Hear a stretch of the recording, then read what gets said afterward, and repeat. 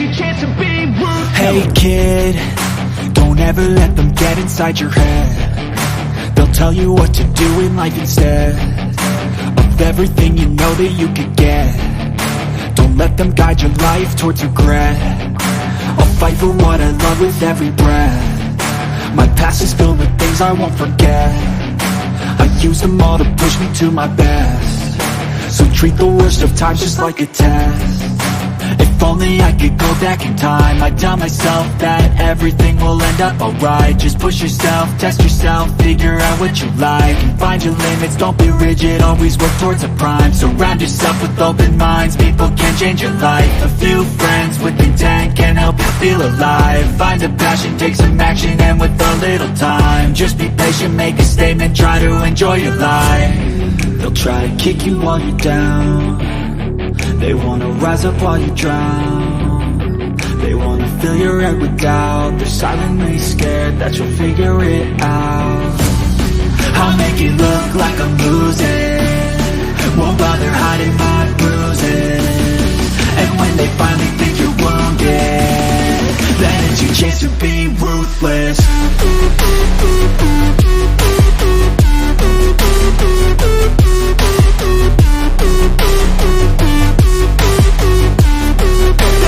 Chance to be ruthless.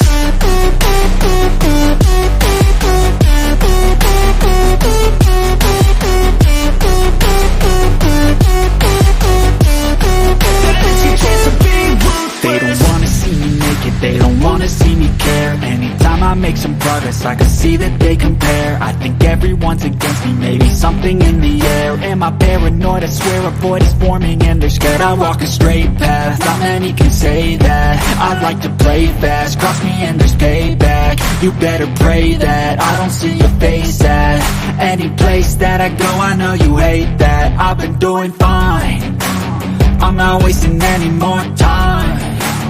I live for the fight and the climb, and I think that the pain that's deep inside is what defines. So I won't give up, I'm gonna make it to the top. I don't care what's in my way, I swear I'm never gonna stop. I could fall flat on my face and I swear I won't give back up, cause I don't deserve a thing and the road ahead is tough. They'll try to kick you while you're down. They wanna rise up while you drown. They wanna fill your head with doubt. They're silently scared that you'll figure it out. I'll make it look like I'm losing, won't bother hiding my bruises. And when they finally think you're wounded, then it's your chance to be ruthless.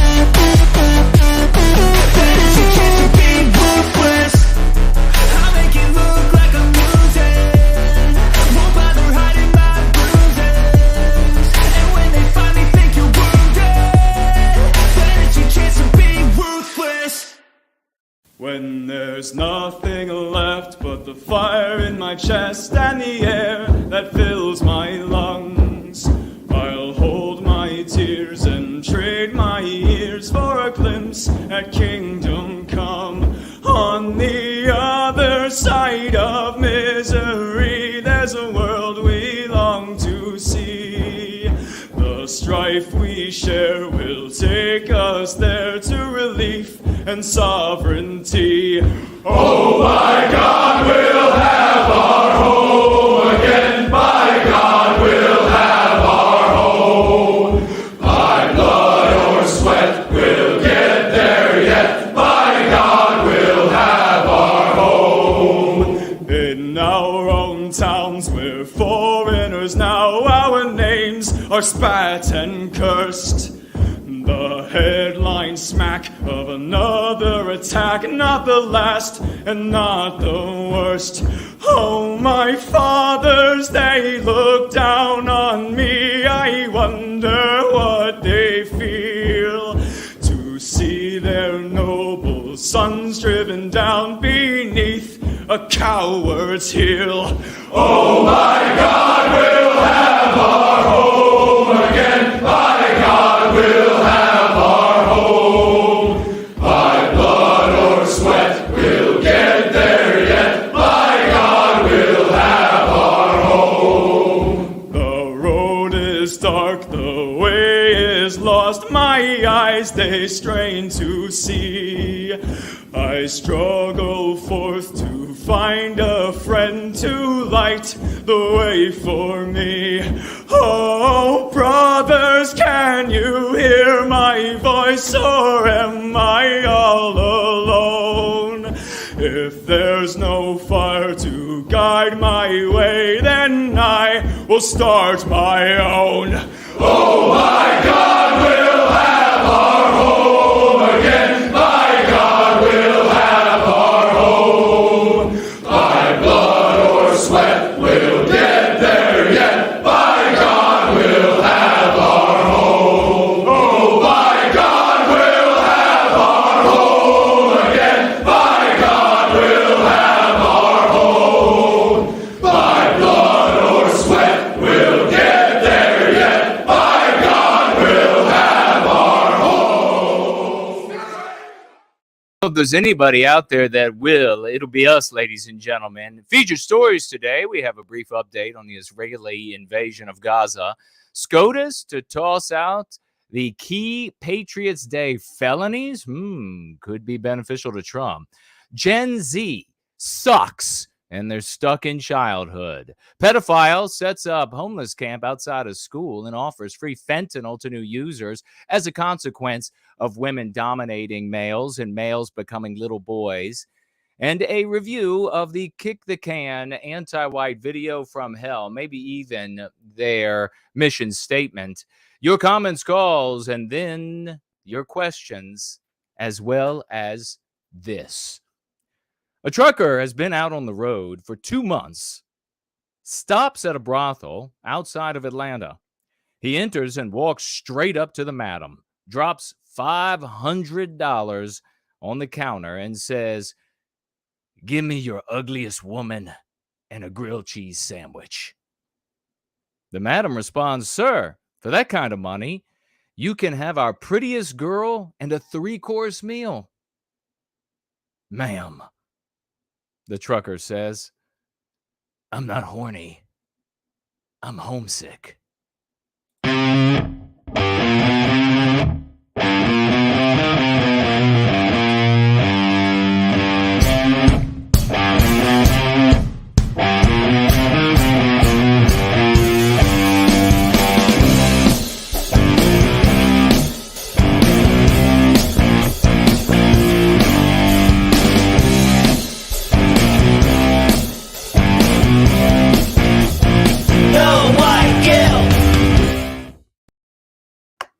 Oh no, where am I? There I am. Some of you will understand that. Oh, too realistically for your life, I'm afraid that is the case. Welcome, ladies and gentlemen. We are going free, and it's another glorious Sunday evening, Monday morning in the once great state of Virginia, outside of Mordor on the Potomac. It is 5 p.m., roughly 7 in Sydney.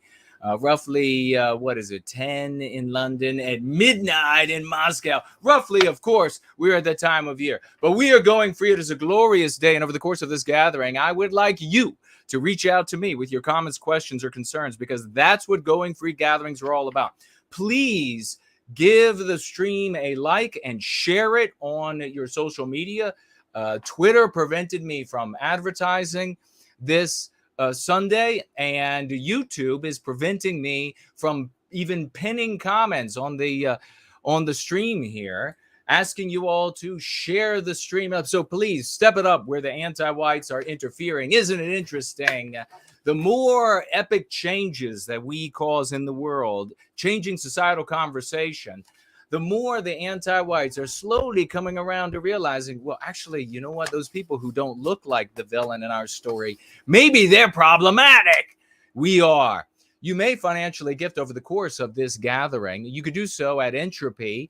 you just drop down into the description below and you'll find the URLs for all of these platforms. There's also a chat widget there. You can leave a comment there for yours truly. That shouldn't scroll away because there won't be too many people chatting over there. You may also financially gift over on Odyssey in their cryptocurrency or cash dollars. On DLive in their cryptocurrency. Hello to everybody on both of those platforms. And we have also a hello to Rumble, to everybody over there who's hanging out. Please let folks know over on Rumble that we are streaming because Rumble doesn't like us. And so they're not going to be telling anybody that we're live. That's how things work on alternative media. I also have Cash App up and running. You can financially gift though there in a cryptocurrency or cash dollars. And you may finally, where else? I don't have it up yet, but maybe I will in just a moment. Yes, Subscribe Star up and running. You may financially gift there. I will be checking in there as well. And thank you very much. Just some more glitches, ladies and gentlemen. We can fix anything that gets in the way. All right. We are running. Everything is looking beautiful. It's great to see every single one of you today. Everybody who leaves a financial gift will have their financial gift read by yours truly one way or another, even if I have to change it a little bit to protect the work that we're doing here in service to white well-being. You may also, if you have cryptocurrency that you would like to financially gift anonymously, you can head on over to knowwhyguilt.org, click on the financial gift tab, and I will present to you there 5 wallets and a snail mail address at which you can reach yours truly. And then I will share the financial gift the subsequent week, but it will be anonymous. If you would like your financial gifts generally to be anonymous, however they come in, let me know in the verbiage that you send, and I will keep your name or screen name or whatever it might be out of the equation. Otherwise, I want to hear from you over the course of this gathering. Tag me as No White Guilt on any of these glorious platforms. Tag me as No White Guilt. I will see, because it will light up. It will turn orange on YouTube and elsewhere. And I will get to your comments and questions. We will jump right into, what would you like to do first? Would you like to jump right into, why don't we jump right into the update on Israel, and then we can go ahead and get that out of the way. Will that be all right? Let me see here.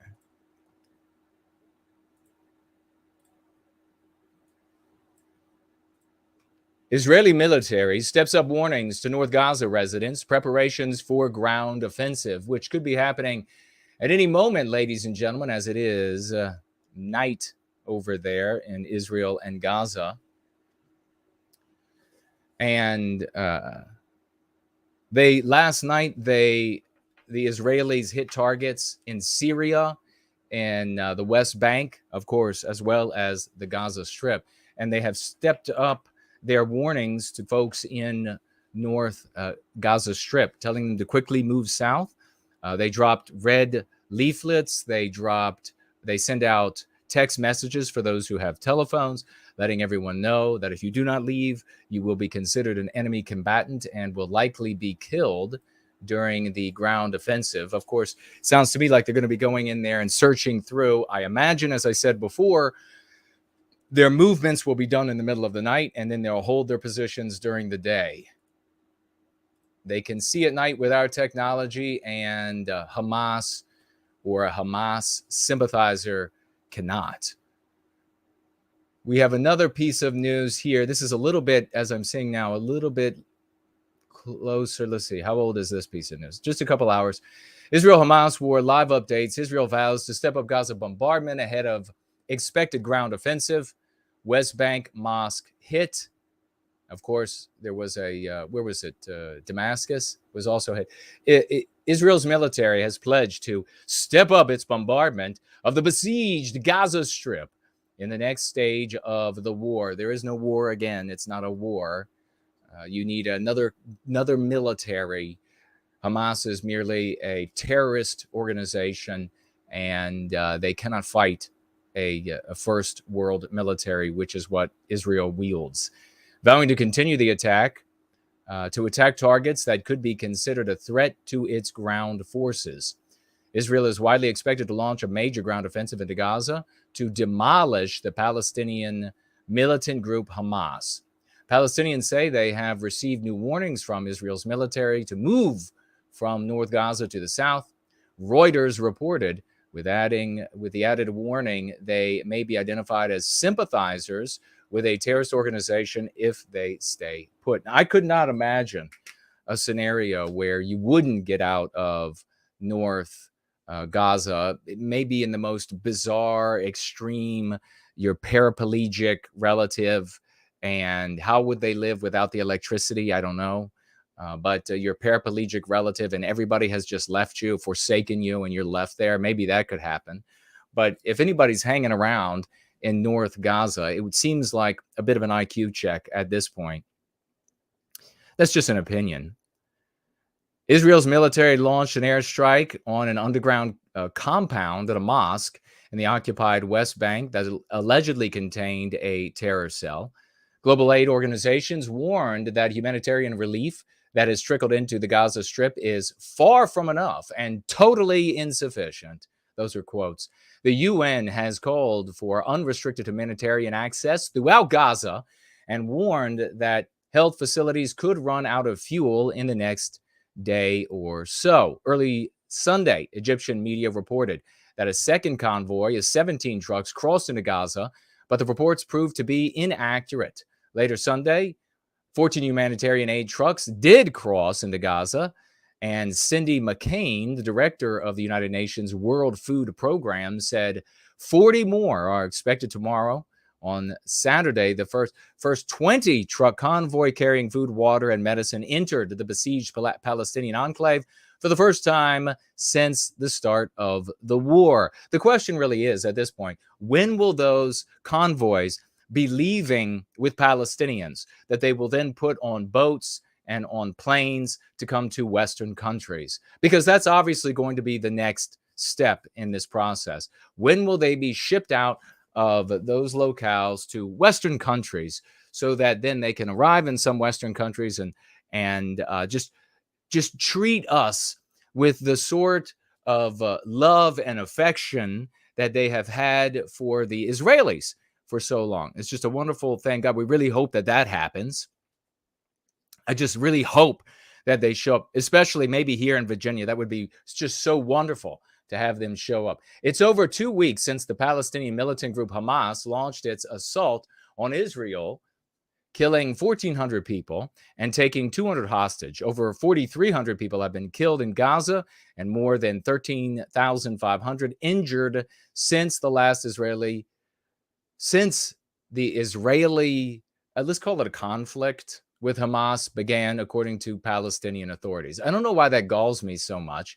2,000 troops ordered to prepare for deployment. Of course, we heard about this a couple of days ago, and they are training simultaneously, exactly as I predicted, military bases across the Middle East, primarily Syria and Iraq. And is that it? Maybe some other places have been hit with rocket attacks, drone attacks, sniper fire, and the rest. Because this is all that these groups can actually do. They can't wage an actual war. All they can do is engage in acts of terrorism. And this, of course, is creates the potential, creates the flashpoint, the casus belli, to bring in more United States troops. Of course, Iran, and you have all of these content creators who are presenting these dire outcomes, this domino effect to get you financing them, to get you showing up to their streams. They want to give you the doom. They want to give you the terror. They create this domino effect where somehow the United States ends up in war, with open war with Russia and China and North Korea even. This is getting bizarre. I guess it's normally bizarre in internet land. And those are the people who get the big audiences, I'm afraid. But when you have somebody who just wants to be straight and honest and only talk about white well-being and how do we benefit or get harmed by this, then it's fewer people, unfortunately. The white race is sick, and we know that is indeed the case. If you have any questions or comments, you want to give your thought about what's happening there in the Middle East, any day now, could be getting ready to start rolling tanks into North Gaza right now. People are asking, why is it that they haven't already gone in? There are a lot of considerations when a military confronted with this, is a situation like this, is going to be entering into a hostile territory. Has the territory been prepared with sufficient bombing, if that's possible, sufficient data, surveillance of the area? Do they feel like it's prepared for their troops to enter? Are their troops prepared to enter? Do they have all the right equipment and the supply lines in order to be able to enter and then proceed through the target territory? Then, of course, there are political or socio-political considerations as well, and backdoor maneuvering. And so that would all be at play and would be dictating when the actual invasion would begin. But it could be this very moment, and you wouldn't know. It wouldn't be reported just yet because wake up. Don't be a dumbass. It's military things, folks. You don't get to sit on the front seat. Maybe if you're a Gen Zer, I don't know. There are a lot of the boomers who are brain dead. So maybe they would think that they would have the news as soon as it started. As soon as the first tank rolled in there, they would have the news. But why don't we go ahead and move on to this very interesting story about SCOTUS potentially striking down the law that was used to incarcerate quite a few Patriot Day activists. And that comes to us from, where is the news? Declassified. Let's pull that up on the screen for you all so you all can see what I'm talking about.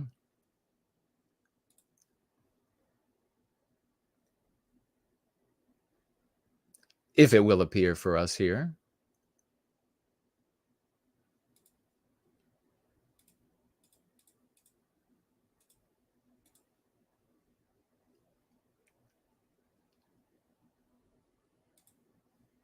There we go.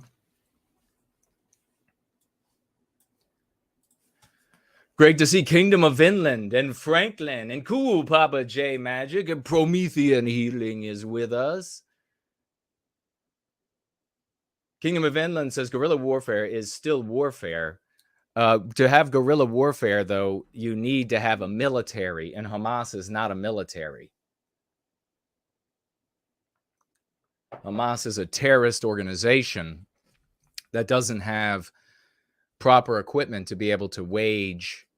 I mean, Israel, that one document I read was, I think, from 2 years ago, and Israeli intelligence had concluded, along with other Western intelligence agencies, that there were a few hundred trained Hamas and fighters. I wouldn't even consider that GI in United States military. They're not going to have the ability to see in the dark. They don't have the weaponry. I mean, it's like gangs. Effectively, that's what Hamas represents to the Israeli military. They're going to have a few more toys than your basic American gang, but not a lot more. Small arms fire and maybe a couple of anti-tank, but there's not going to be much.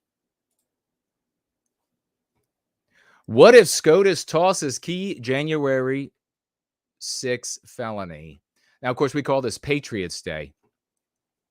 Idiots call it January 6. I had to use January 6 in the title because idiots will know what that means.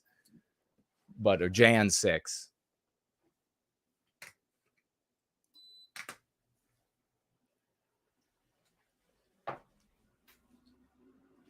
The great Yiz is here. There's Brand Danger, Melody Dawn. Hello and welcome. Vasa Flowers. Ben is here. Baldor is here. So many champions. What if SCOTUS tosses a key January 6 felony? The highest court could decide by the end of the month to take up DOJ's use of 1512 C2, the most common felony in Patriots Day cases, and one of Special Counsel Jack Smith's counts against Donald Trump. Big one, a big one. A nonstop flurry of motions and orders now clutters the court docket for USA versus Trump. Special Counsel Jack Smith's case against the former president related to the events of Patriots Day.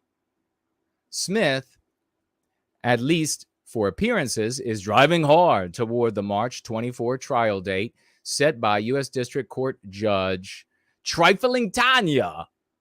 Next week should produce plenty of fireworks as both sides argue over a proposed gag order to silence Trump. And he was fined. He was fined in the courtroom just the other day for sighing loudly and shaking his head. I mean, this system is so corrupt, it's unbelievable. And they were this close. The judge was that close. The judge looks like an absolute demon rat.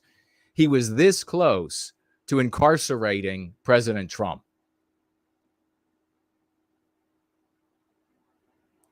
Smith, at least for appearances, is driving hard. Next week should produce plenty of fireworks as both sides argue over a proposed gag order to silence Trump. But Smith is up against another deadline, one that could prove fatal to one of 4 counts in his meandering 45-page indictment, a petition pending before the Supreme Court to overturn the application of 1512C2, obstruction of an official proceeding in January 6 cases. More than 300 individuals, including Donald Trump, have been indicted on that count for their alleged role in delaying the certification of the 2020 election on Patriots Day. Dozens have pleaded guilty or been found guilty at trial. Now, when Smith came out and they were talking about this 1512C2, they were talking about this being used. It was the same sort of illogical, as they use here, like meandering nonsense. This is what anti-whites can do. And it hasn't gotten better over the course of your life, has it? It's gotten infinitely worse over the course of your life. So as anti-whites continue to gain ground by way of their anti-white immoral moral imperative, they're able to interpret more and more by way of that moral imperative and ignore laws and cite laws or use laws that absolutely are inapplicable. This can be argued is utterly inapplicable, just totally inapplicable. That's what's going to be going before the Supreme Court. And that was discussed before this began. Now, idiots out there, and I'm being friendly to all the idiots that are out there, they'll say, well, the Supreme Court will still resolve. We still have this one last mode, this one last node of power that we can have recourse to. Friends, that's all being pissed away.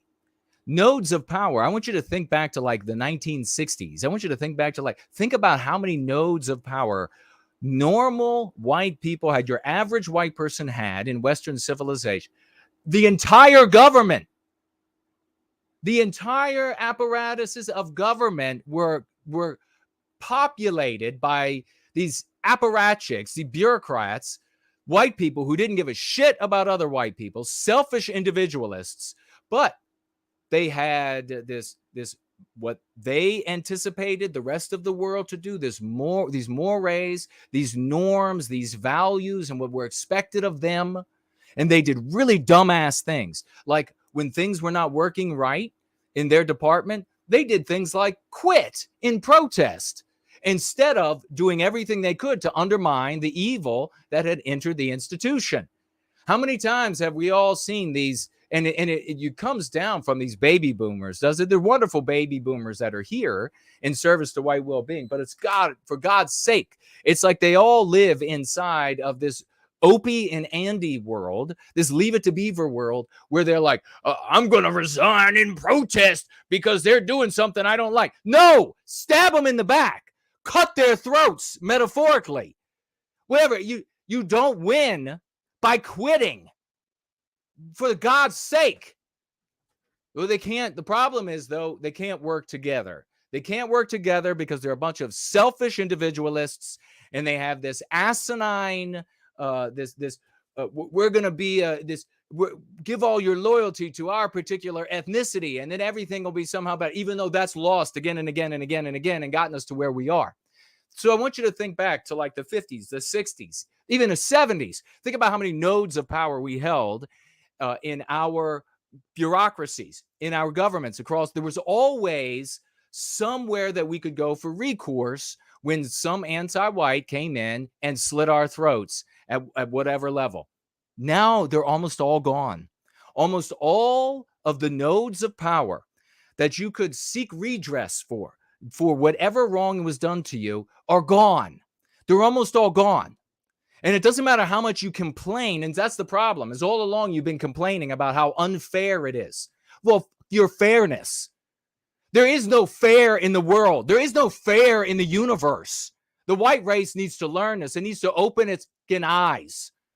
We've been speaking to children for far too long. We'll be talking about the biggest generation of children is this Generation Z. We're going to be talking about coming up next. And you know who paved the way for these absolute abject loser children? The baby boomers. So we're going to get there. Everybody's going to get some fault. But you have here a perfect case. Does it hit home yet for you that all of these other modes, all of these other vehicles, all of these other ideas and ideologies about how to arrest what's being done to us in the West have failed, and that 20, 25, 30-year prison sentences where a law that it totally doesn't make sense, is inapplicable, can just be used, and then you're like, prosecutorial misjustice. And you're like, oh, I'm special. I learned this phrase. It's prosecutorial misjustice. It's you. That doesn't help anything. That doesn't help anything to go to work and to go to your family and say, well, look what they're doing to us. You know, that's a miscarriage of justice. That's a prosecutor who's gone beyond his bounds. So what? We should be in the positions of the prosecutor and going beyond the bounds of what a prosecutor is allowed to do to jail and silence anti-whites. Okay, you got it. You got it from me. This is not a big secret that's out. This is how we should operate. I call this decorum. I call these rules of behavior. What do you have in what's going on in the House right now? This is infuriating. I know right now there are going to be tons of, they're not talking about it yet, but they can will. There'll be tons of these conservative and these wannabe white well-being content creators who they're not going to do it. They're not going to go all the way. They're not going to recognize what works. We know that for sure. And they're going to be talking about this. And they're going to be talking about the prosecutors, and they've gone too far. And this is going to right all the scales. It's going to push it back. It's not going to. And then what happens next time? What happens next time? They're going to continue down the exact same path of just complaining about how it's not fair.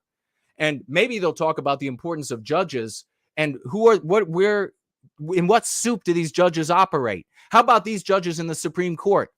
In what soup do they operate? The anti-white narrative. What happens to their lives? What happens to their homes? Do people go to their houses? Was that happening?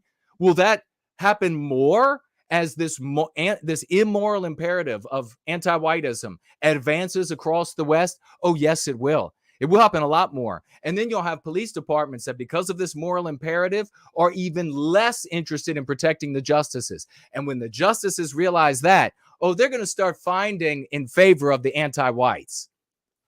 So maybe you need to get on this train that is the only one that achieves success on the micro level and therefore on the macro level. If you can't go to your world and tell them exactly what you say without repercussions for you and your life and etc., your family members, etc., then if you can't do that, you are mouthing the wrong things. You are articulating the wrong things. You are in the wrong place. More than 300 individuals, including Trump, have been indicted on that count for their alleged role in delaying the certification of the 2020 election. Defendants include protesters who were not in Washington or never entered the building. Trump, of course, never set foot on Capitol Hill, but convictions nonetheless often result in excessive prison sentences. How many people are political prisoners are sitting in jail across Western civilization because, unlike this scenario where there's like a possibility of it being righted, how many of these people are sitting in prison and there's no hope of the injustice being righted? And you're going to go out to your followers, you're going to go out to your friends and say, write them letters. Send them some money so they have something to spend at the prison store. You.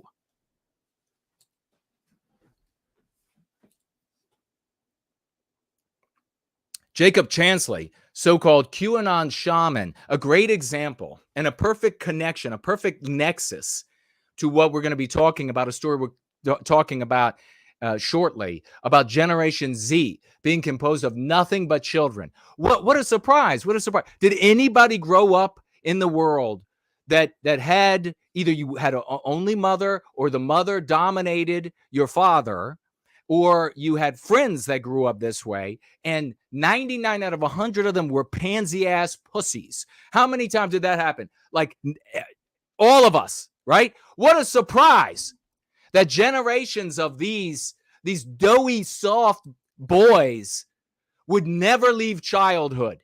And who do they end up listening to? Who do they end up following? They're playing games. That's all they're doing. Like this QAnon shaman, he was playing a game. That's all it is. But these games are real when it comes to the anti-whites. The games are real as far as you're getting punishment, isn't it? Well, gee, last week, mommy was bringing you chicken tendies. Now you're getting railed in the prison jail, in your prison cell. 300 days. Finally pleaded guilty to obstruction after spending more than 300 days in solitary confinement, denied release by a federal judge, who then sentenced him to 41 months in jail. I'm sure that is a edifying experience. While it represents the heart of the DOJ's ongoing Capitol breach prosecution, enabling the government to turn otherwise misdemeanor cases into felony ones, it's just like, I tweeted this, the video of the Patriots Day protesters walking peaceably inside of the ropes and everything, and then they show the anti-whites and they're screaming at whatever the building was down the road here in DC, and they're screaming and they're chanting and they're just taking over the entire building. Business can't be conducted. The government's business can't be conducted. And the totality of the rest, I send that out there because everybody is a midget-witted imbecile, and all they understand is it's not fair. All these fucking children out there, it's not fair.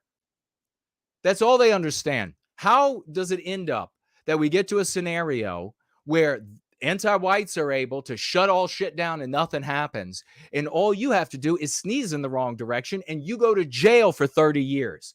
How does it end up that way? Morality. And you get to a social, immoral morality of anti-whiteism by way of the anti-white narrative, by way of the psychological warfare that is anti-whiteism, which I defeated. And if you don't like it, you're too jealous. You're going to wait until I'm dead and gone before you're suddenly like, oh, that guy was really right, because you're so midget sticked. You're going to do that, and you're going to send the rest of us to fucking hell. As the U.S. plummets, as the UK, as Germany, as Italy. There was a story the other day, I don't know if it's true, about Italy, said that there was 3 days without a single birth or something like that, Italian birth. If that's true, that is insane. That's insane. We have to reclaim the moral high ground. And you don't have the moral high ground by just articulating the villain role, playing antag in the anti-white narrative. And I know, I get it. I feel sympathy for you, all my brothers and sisters out there that weren't born with a scintillating brain like mine. Have you seen the brain in a frame? You didn't realize it. But it's time to grow up and realize that even though you were reared by your mother dominating your father, or there was just a mother, it was nothing but feminine energy, you got to realize that you got to come to grips with what a real man is in the world. And you don't know how to be it. And so it's time for you to fall in line and shut the fuck up. You know, that's one of the big problems when we see like I've seen this and read about this that had happened with elephants across Africa, where you had all of these calves that were raised. They were reared without bulls around. It was just a bunch of cows and calves, elephants. And what ended up happening?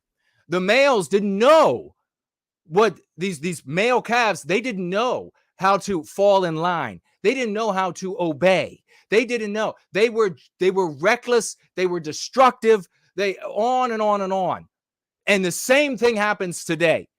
What do you have today is you have these like Gen Zers and others a little bit older that they have no idea how to recognize what a real man is. I mean, for fuck's sake, even the baby boomers don't know how to recognize what a real man is. They want a man that's going to say, well, you know who's the boss at home. If you're a guy and you said you know who the boss is home, punch yourself in the face. Because that's what you need. You know who the boss is. Yeah, if you're not the boss, that's the problem. So they end up going out and they say, well, they're going to be destructive. They're not going to have order. They're not going to know who to follow. They're not going to know who to obey. And instead, they go find these faux male, masculine people out there that are just selling false masculinity to make a living for themselves. That's it. That's it. And they're doing wonderfully. They're making big money off of all of these doughy losers out there who don't know what it means to be a real man in the West. That's the biggest loss to Western civilization that anti-whiteism has robbed from us. The Western man.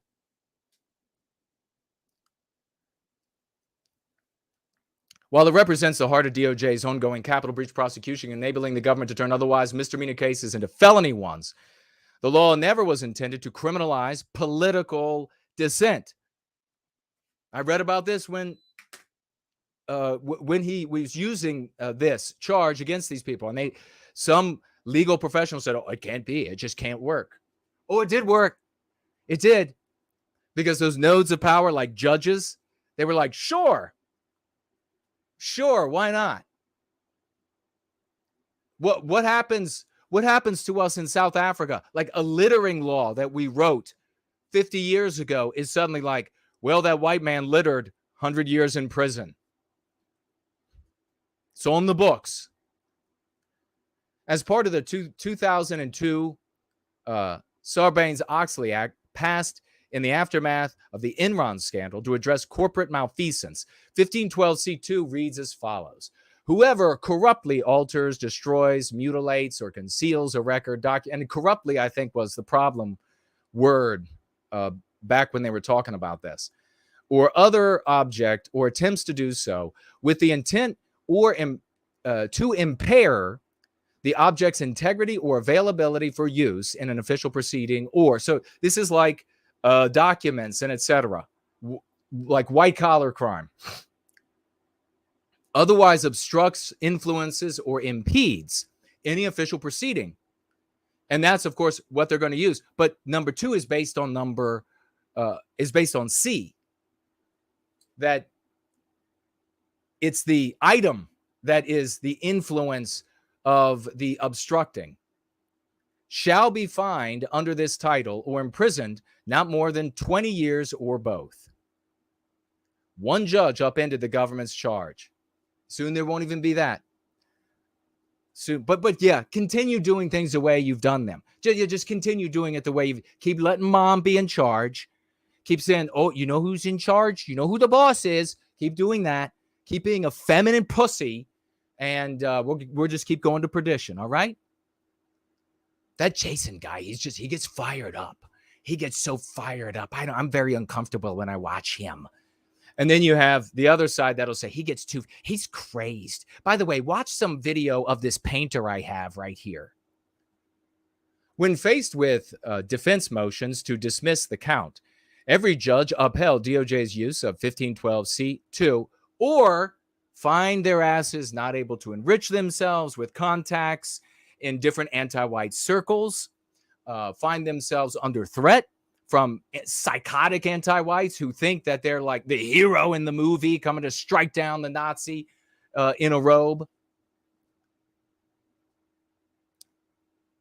With the exception of Judge Carl J. Nicholas, a Trump appointee. Nicholas granted motions to dismiss for 3 defendants also charged with assaulting police by concluding the government's interpretation of the language was too broad and contrary to the law's original intent. And that is how you're supposed to apply a law, because the words themselves over time, as you can see, how many people, the English language, 1 million words, it's beautiful. It is unbelievably a gorgeous language. All of the specificity in the English language, do some research. It's a stunning, magnificent language.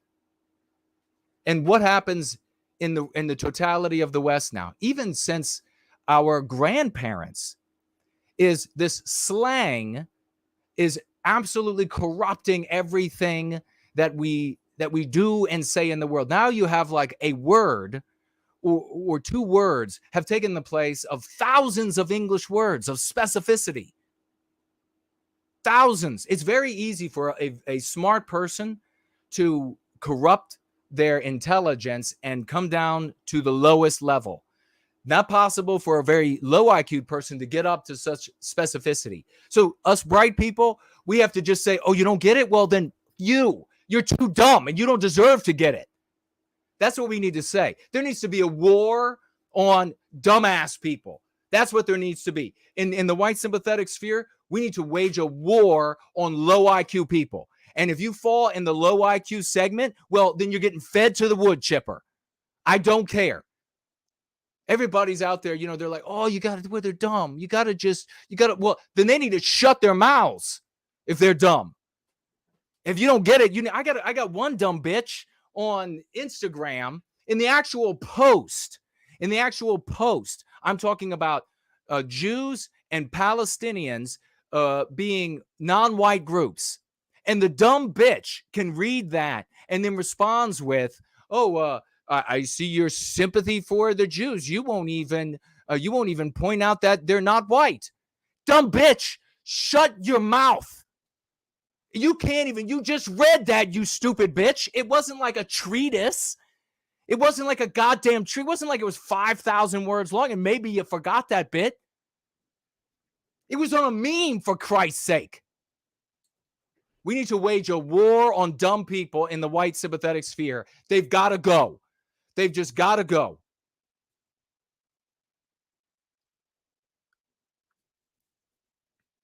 In his March 2022 order dismissing the count against January 6th defendant Garrett Miller, who pleaded guilty on the other counts against him, Nicholas wrote that, quote, 1512C2 requires that the defendant have taken some action with respect to a document, record, or other object in order to corruptly obstruct. Okay, are you listening? This is what they talked about before. This is when they say, oh, it can't be. I don't know if there were content creators out there, probably conservative types, that said, oh, it can't be. It would just be unfair. Look at the reading. Look at what it says. So how do you interpret? The words change over time. The definition of words change over time. And now, people don't even use the word discreet anymore because of the slang. So many others. So you have to look, what was the intent when they passed the law? Could you imagine trying to get somebody who's driven by ideology, like a fanatical anti-white, or somebody who got their job as a judge because of their sex or their race, or because they don't know what they are? and whose IQ is just too low, they're just too dumb, they don't deserve to be there, trying to understand the abstract exercise of going back in time and attempting to determine what was meant by those individuals involved in the passage of the law, what the words meant at that time. Could you imagine them even trying to do that?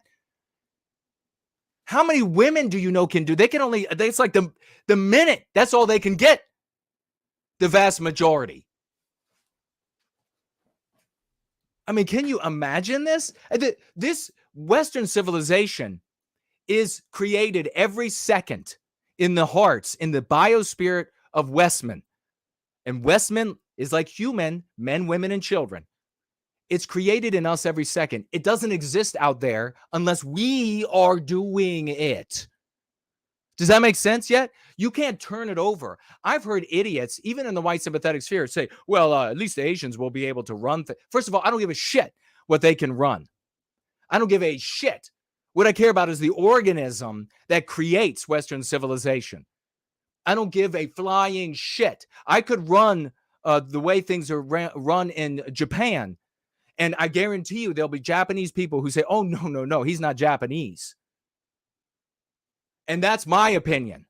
So I don't give a shit if they can operate it. I don't want to be white erased by them.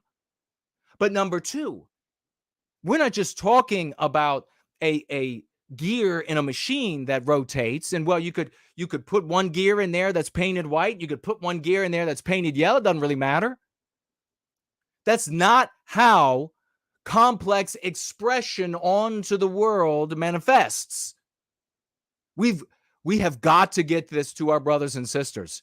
There is no Western civilization without us. There is none, period. We are the people who create it.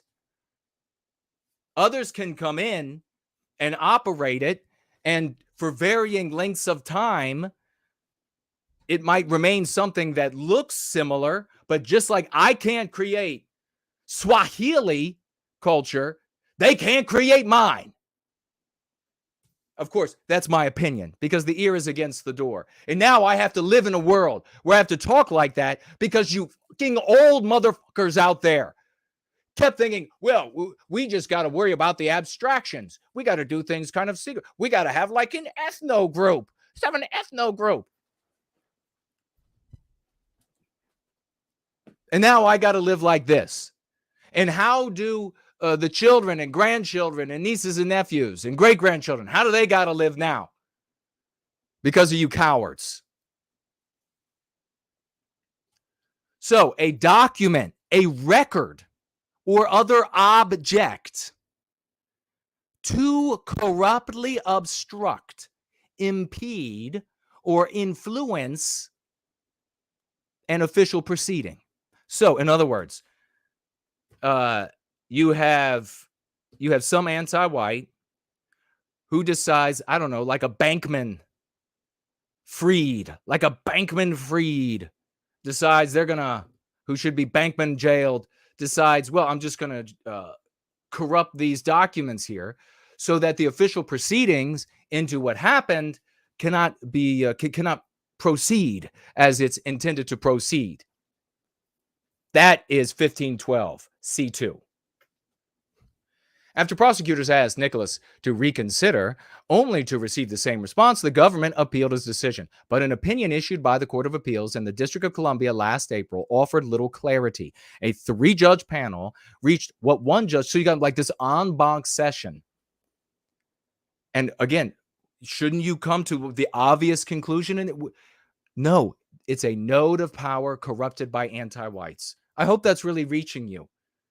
Because so many women out there, but also in the white sympathetic sphere, keep relying on, and women of both sexes, keep relying on, well, there's something out there that something will stand up, something will set it straight. There's got to be some good left in the world. There's got to be like a little baby of fairness who's going to come in, they're going to squeeze the cheekies, and it's going to be fine. And you know that that's the case because all the big talkers, that's what they were relying on.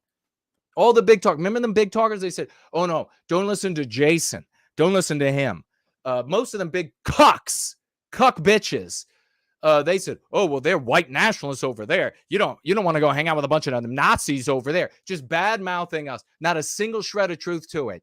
And they're out there with their tough talking about how blood has got to be spilled. Guts and blood and guts have got to be spilled. And they're going to, like reconnoiter. And then they're going to retreat to Olive Garden, the great tower Olive Garden on the Potomac.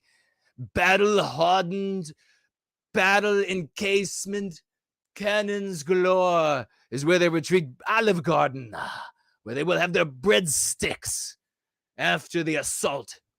So they talked really big, believing that there were nodes of power out there that, no, it just couldn't happen. There's like these norms. There's like these expectations. Like, people know I'm really bullshitting, right? When I talk tough like that, people know I'm just showing that my dander's up. Can't you see my cackles? Can't you see my tiny cackles? I got tiny cackles. My cackles are up. Little tiny ones. And so shouldn't they interpret it that way? No. Those nodes of power were lost long ago. So here you have this en banc session, 3-judge panel, reached what one judge called a splintered ruling to reverse Nicholas. I mean, it doesn't get clearer than this. 1512 doesn't get clearer. And don't you dare say it's not fair. Oh, my fucking God. You need a man to show up and show you what's fair. I'd take you right off your fucking feet. One slap to the head. Writing for the tenuous majority, Florence Pan was writing for the tenuous. And the names across the West just get weirder. And I have this surreal experience. I don't know about you. When you read the news. You read the news and you come across these names. And I have the surreal experience of, well, holy shit, did I somehow get off the story that I was reading and on to the story of news from some foreign country? And I'm not kidding, from some like third world country? It's like Lispicious just gets judge, Lispicious get shits. And I'm like, what?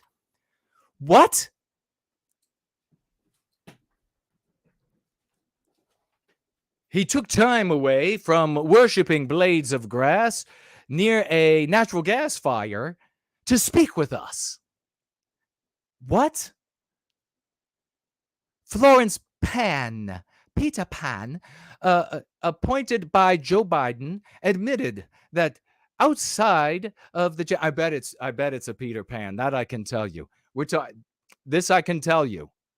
I bet I don't even have to look. I bet this is a Peter Pan. Twinkle Toes admitted that outside of the January 6 cases brought in this jurisdiction, there is no precedent for using 1512c2 to prosecute this type of conduct at issue in this case. But nonetheless, you're overruled. Quote, if I did not read corruptly narrowly, I would join the dissenting opinion. I would give corruptly its long-standing meaning. It requires Trump needs to hurry up and get elected and then just pardon himself. And I would like Trump to go out there and just actually say, no bleeping, like I'm going to self-bleep here, but just absolutely say just all of the anti-whites. I would love, and I know Melania is going to say, oh, that's not presidential. It's not presidential for him to dance. No, we don't need presidential. We don't need powdered wig. We need warlord. That's what we need. Get him. You know what he should do? He should absolutely get a king throne. That's what he should do.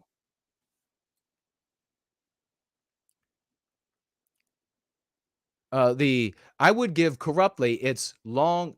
Okay, if I did not read corruptly, narrowly, so there was corruptly, I would join the dissenting opinion.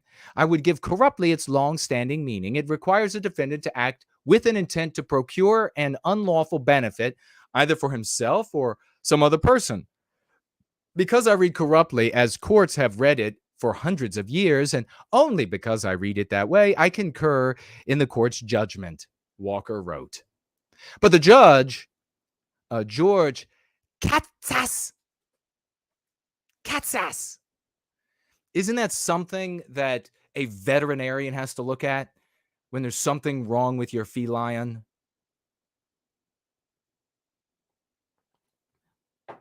Isn't that the thing that gets really, really tight when the animal hears the vets say, now let's take the temperature of your cat?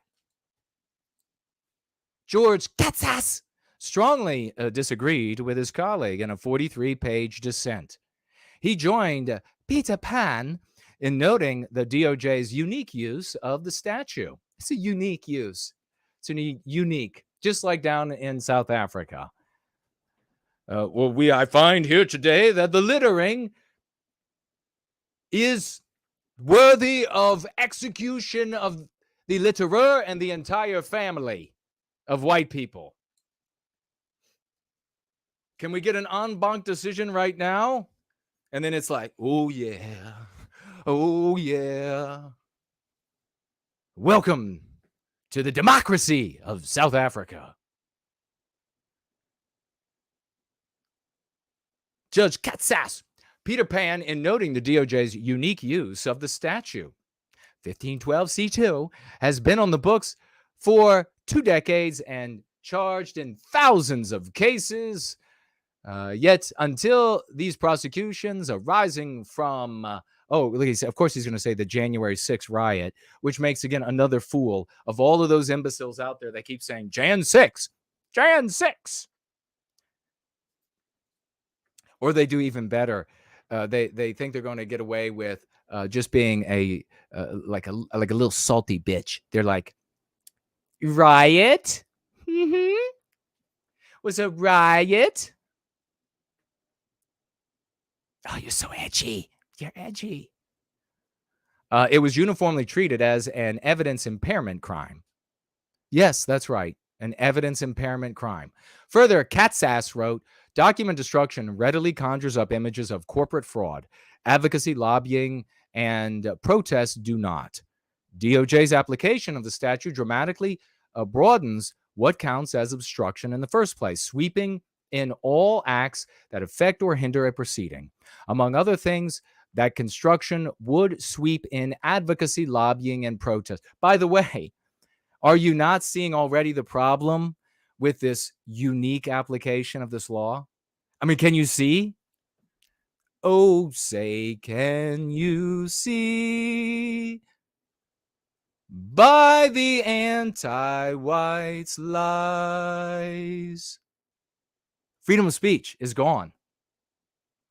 Oh, you think you're going to go out there and you're going to protest anti-whites? You think you're going to go protest like people, anti-whites in office? You want to go protest? Well, this law is waiting for you. Among other things, that construction would sweep in advocacy, lobbying, and protest, common mechanisms by which citizens attempt to influence official proceedings. Katsas also weighed in on the meaning of corruptly, arguing it requires that the defendant seek an unlawful financial, professional, or exculpatory advantage. Like, if you didn't know all of those words, go away. And he observed that courts, quote, had no occasion to consider the broad reach of the statute before the January 6th prosecution. That will change dramatically if the Supreme Court takes up a writ filed in July by Nicholas Smith, a New York defense attorney who represents several January 6th defendants, so different Smith, including Garrett Miller. In short, Smith, the other Smith, not the bad one, is asking the justice to review the circuit court's deeply divided triad of opinions to determine whether 1512C covers only acts that affect the integrity or availability of evidence, or which it does, or whether they criminalize advocacy, lobbying, and protest, which of course would prevent you from ever going anywhere. I mean, they could stretch this like a giant condom over your, if you haven't had to use one, I understand, over the mouths and heads of everyone who objects to anything anti-white. Could you imagine? You want to go, they're going to at your state house or whatever, they're talking about passing some draconian anti-white bill, some Procrustean bill, and you're going to show up and protest, and you're just going to go to jail for 20 years. But yeah, everybody, all the old ways that have been used, all the old vehicles and ideologies, good for you. Good for you. That's how we're here. Good. Keep doing that. Keep doing that. I tell you what, because if I get in power, I'm going to lock your asses up too. But it's not fair. That's why I'll do it. That's why I'll lock your asses up. Because I just want to hear your singing about how it's not fair. Both concurring and dissenting opinions agree that the government's novel construction of Section 1512, and that's such an unnovel way to address the kind of malfeasance and misinterpretation, willful and absolutely willful, malice aforethought interpretation of the laws of the land. In the January 6 cases would create a breathtakingly broad, vague, and unconstitutional provision that trespasses on core First Amendment rights, including the fundamental right to petition the government for a redress of grievances. So, not only have you lost the ability, you've lost these nodes of power for which you could petition for redress. Not only have you lost them, but now they're going to say you'll go to jail if you try. Smith also warned about the long-term consequences if the circuit court opinion holds. Hundreds of political protesters have been mistakenly exposed to Section 1512C2, two's 20-year statutory maximum sentence. Protected political expression in the nation's capital and ordinary legislative business are at stake. I think we've had enough of it. Is that the end? Well, then let's see what it says. She's got till the end of the month to respond. Only 4 justices need to agree. Website. So you need 4 justices to say that, of the Supreme Court, to say that they will take it. Which brings us back to the other Smith, the evil one. If the court signals an interest in taking up the matter, Trump's lawyers will undoubtedly ask Judge Triflin to dismiss the count against the former president. They probably will regardless. If she refuses to dismiss the count, Smith, who already has a spotty record of prosecutorial success, will have to decide whether to take a risk and proceed with prosecuting Trump on a charge with such a dubious legal basis. And why wouldn't he? It won't harm him. He'll be rewarded for upholding the social morality. That means the anti-white, immoral, moral imperative. He'll be rewarded financially. He'll be rewarded professionally. He'll be able to get together with some of the interns and have fun. All of that. So why would he not move forward? The idea, the prosecution, I mean, this author is concluding erroneously that Smith has a legitimate reason, from legal reason, for moving forward, when this is clearly lawfare. It is meant to emotionally traumatize Trump, to absorb his resources, to take his attention away from running for president. That's its intent. So of course he will proceed. Additionally, reverberations would extend beyond the special counsel's office. What if the Supreme Court ultimately overturns the appellate court and rules the DOJ inappropriately used 1512C2? let me tell you all something too. And we're seeing these things, where's Rapunzel? The other day I mentioned something about there was a law passed, and then I said to you about what did I said to you right on this. I said, what did I say in 12 years of age in junior high school? What do y'all know what I say? 12 years, we talk about it all the time when it comes to laws.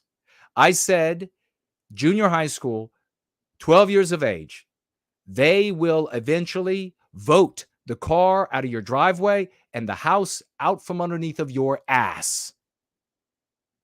That's the reality. So even if you have here a scenario where the justices overturned this, it says here in more than 300 cases. So if they say, if the Supreme Court says the DOJ applied 1512 C2 erroneously, incorrectly, then that will immediately invalidate these convictions.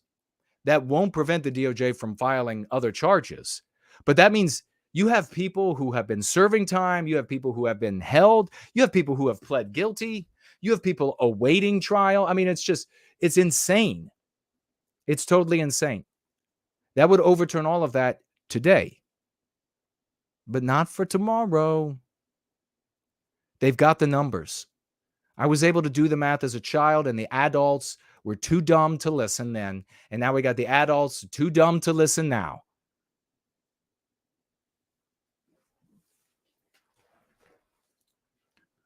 What about the men and women considered convicted felons on that count alone? Or those who languished in prison under, there you have it, pretrial detention orders awaiting trial.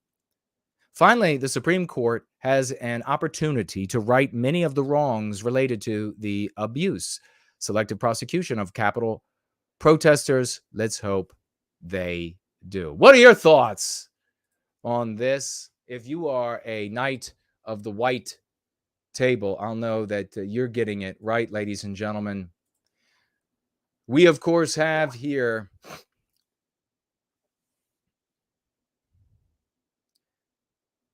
moved to, and I'll take a quick look at what you all are saying, but we have moved to a pertinent item, because if we thought that we had pathetic material to work with, boy, it's only getting worse. And I've done only, I feel like batting my head against the wall, against a stone wall, when I see all of these boomers who are saying, I think there's real hope in this Gen Z. I think there's some real hope there. And they invite speakers from Gen Z, and they're like, it's really gonna change things. And you have these little Gen Z content creators who they have hordes of these boys following them. And I think it's really gonna change. And it couldn't be further from the truth. Not only do they not know revolution and merely play at it, they merely talk it, they merely play at it. They actually play it also in video games. You're not going to find a man there. So let me pull up this news item over on Revolver. And I'm not saying playing video games makes you a boy. It sort of does. But I'm not saying you spend your day playing video games. You should probably stop. All right, you should probably stop. We say all things in moderation. Depends on how old you are. If you're like 7, okay. But still, when I was, let's see, I was already helping my blue collar working father around the yard, working on the junk, working on the lawnmower, working on the cars. I already started by around that age, 9, a nightly or every other night regimen of push-ups and sit-ups. And I mean, there was no endless video gaming. Thank God that I didn't have crushing interest in video games. And when I was a child, they were lousy compared to the 3D animation that they have now. And when the 3D animation started coming out, it made me sick. And so I didn't play any. I don't play any.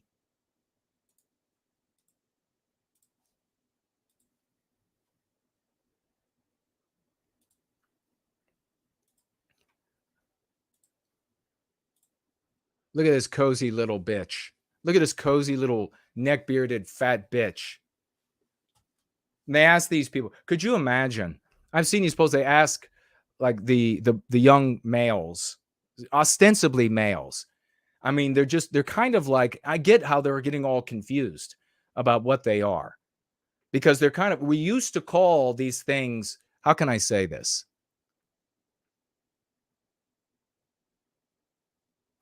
How can I say this? It rhymes with fit. We used to say that, it was just a big fit. She has a big fit. Now they're called males. Watch this young guy. Should be stacking cash and finding a wife, but Gen Z is stuck in eternal childhood thanks to their mothers. It's hardly a secret that older members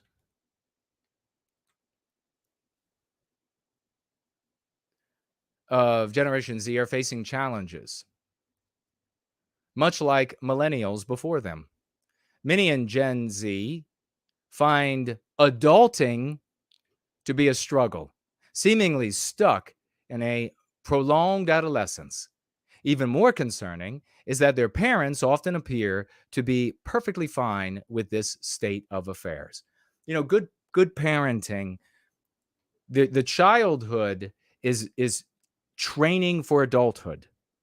That's what childhood is, training for adulthood. So if you do a really good job as a parent, they're ready to go. Now, you're there for them, right? If they're going to scuff their knee, they're going to fall down, something's going to go wrong in life, you're there for them. Maybe you help them with words of wisdom. Maybe you help them financially some. Maybe they come back home for a little bit or whatever it is. But then they go back out into the world again. That is what good parenting is. Now, there wasn't such a thing as adulting. You having a hard time adulting?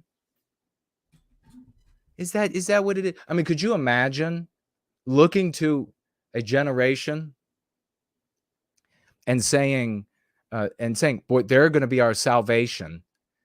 And at the same time, there is this challenge to adulting.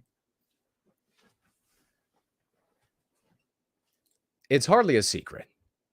They're facing the challenges of adulting. Much like millennials before them, many in Gen Z find adulting to be a struggle, seemingly stuck in a prolonged adolescence. Even more concerning is that their parents often appear to be perfectly fine with the state of affairs. And when they say parents, you really got to kind of be creative with that too. It's got to have a novel. You got to be novel, like the previous article. It's got to be novel. Get a novel interpretation, because when they say parents, they really just largely mean single mother and a revolving door of boyfriends going through the lives of the children. That's what they largely mean. Or they also mean this: dad's there, but he's a bitch. Dad's there and he has a man room. He has a man cave. He has a man shed. That's what you get, little man. That's what you're allowed to have, because she might throw a tantrum. So that's what they mean by the parents are okay with it. It's mommy is okay with it. Now, my father said, and this is what happens when you have a man in the household. He just says, house is not big enough for two men, as I was getting closer to 18. Now, that did not mean that at 18, he was going to be like standing there with a machete or a rifle and say, get out. But it conveyed the message. House not big enough for two men. I understand, Dad. I will make sure that this happens. And I got creative and made it happen. A widely shared video showcases a young man who, by any standard, should be in the prime of his life. Boy, he looks in the prime of his life, doesn't he? Look at that. He's got some man titties. Look at him. Oh, he's a cutie. He's just a little soft baby cutie. Look at him there. Oh, for mommy to cuddle into. Come and sit on the sofa with mommy so she doesn't get lonely. Here's some more food. Every woman out there feeding their children and animals to morbid obesity. Oh, he feels good. He feels good. Makes him happy when he's morbidly obese and sick and has those pains in the left side of his chest. He feels good. Like, no, bitch, it's you feel good. You feel good. You feel good because you have this genetic instinct to feed an infant. And then authority needs to be taken away from you because it's obviously gone wrong. You overfeed. You feed to excess. You feed to surf it. You feed to surf it. Look it up. I'm waging a war on dumb people. You feed to surf it with infants and babies. Chubby babies. They can survive the elements. They've got all the nutrients they need. Do many of you know that babies, in fact, can burn fat for warmth? Did you know that? Adults can't do it. Boy, they wish they could. Could you imagine? Everybody would become a fatty and then just jump in the freezer. But no, the ability to do that wears off. You know what's interesting, though? If Western kind would not have to waste all of our time, talent, and money on forcing diversity to work, finding all these different ways, finding ways to make up for these dummies and those laggards and those lethargical bitches, doing all of that, making up for all of that, we would have found a way already to turn that little gene on for the totality of our lives. Think about it. Think about health by way of just getting in the freezer. We would have that today if it weren't for anti-whiteism. Absolutely, 100%, in my opinion, positively, take it to the bank. We'd be able to get into the genetics and just say, oh no, that won't turn off anymore. Your whole life, you'll be able to burn fat for warmth. Easily taking care of all of the sicknesses of obesity. Could you imagine? Or a great slew of them from obesity. Could you imagine? But no. You're going to be fat and you're going to be sick and you're going to be ill and you're going to be like a slug and you'll leave a fucking trail behind you. Many people like this do. I tell you, I see them all the time. There's a trail behind them because of anti-whiteism. Look at this thing. So women have a genetic urge, in my opinion, to feed, to surfeit babies, infants and babies. You need a little bit more. Are you crying? Here's some more. Here's some more. Here's some more. Why is that? Why is that? Because babies can't tell you exactly what the problem is. So when they are, time, our species has, by way of genetics from one generation to the next, communicated that the baby needs to eat and eat a lot. It's growing. You need to feed and feed and feed. Guys, we don't have that. You know that? You know that? When a baby is crying, our immediate first thought is not food. Our immediate first thought is to assess all of the different signs that I'm receiving, that a guy's receiving. Is there a temperature? Is there a temperature in here? Is there an inclination that the baby dislikes? Is there, that all is going through the guy's head, or at least the head of a white man. That all is going through our head. Food is one of them. A woman is immediately like, food, give it food, give it more food.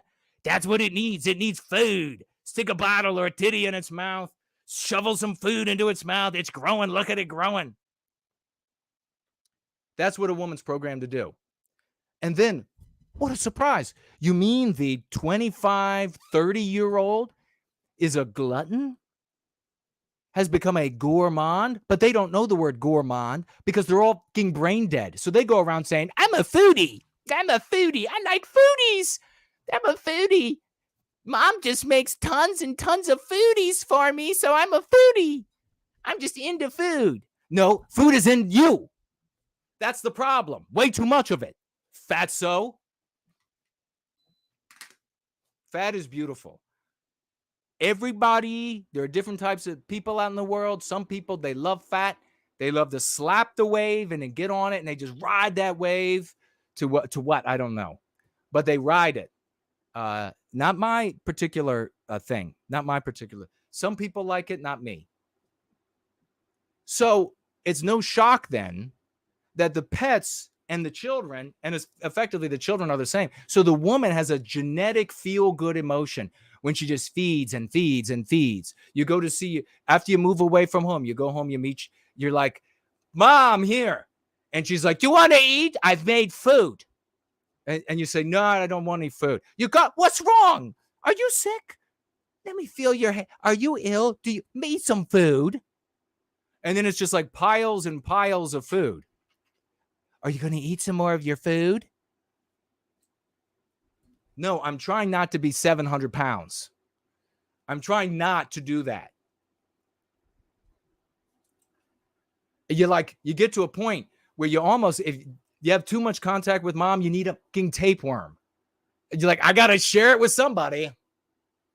It's the only way I'm going to get through, mom and dad's. So they feed and they get this genetic reward. You're doing good, honey. That's what's happening inside their heads. You're doing good. You're doing good. Oh, he's 500 pounds. You're doing good. Get him some more fluff. There shouldn't be anything like fluff in the world. Nothing like fluff. They should find the people who make fluff and jail and torture them. That's what should happen to them, in my opinion. So it doesn't matter how sickly they are. Oh, the animal can't move anymore. That's good. Give it some food. Just give it some. Its legs doesn't work because it can't hold its weight up. Needs food. And then it's always like the most fattening food too. Do you want some comfort food? We'll get you some comfort food. Oh, you don't feel well? It's 11:30 at night. Let me make you Thanksgiving dinner. It's hardly a secret. A widely shared video showcasing a young man who, by the standard, should be in the prime of his life, but instead he's trapped in perpetual adolescence. This is Generation Z.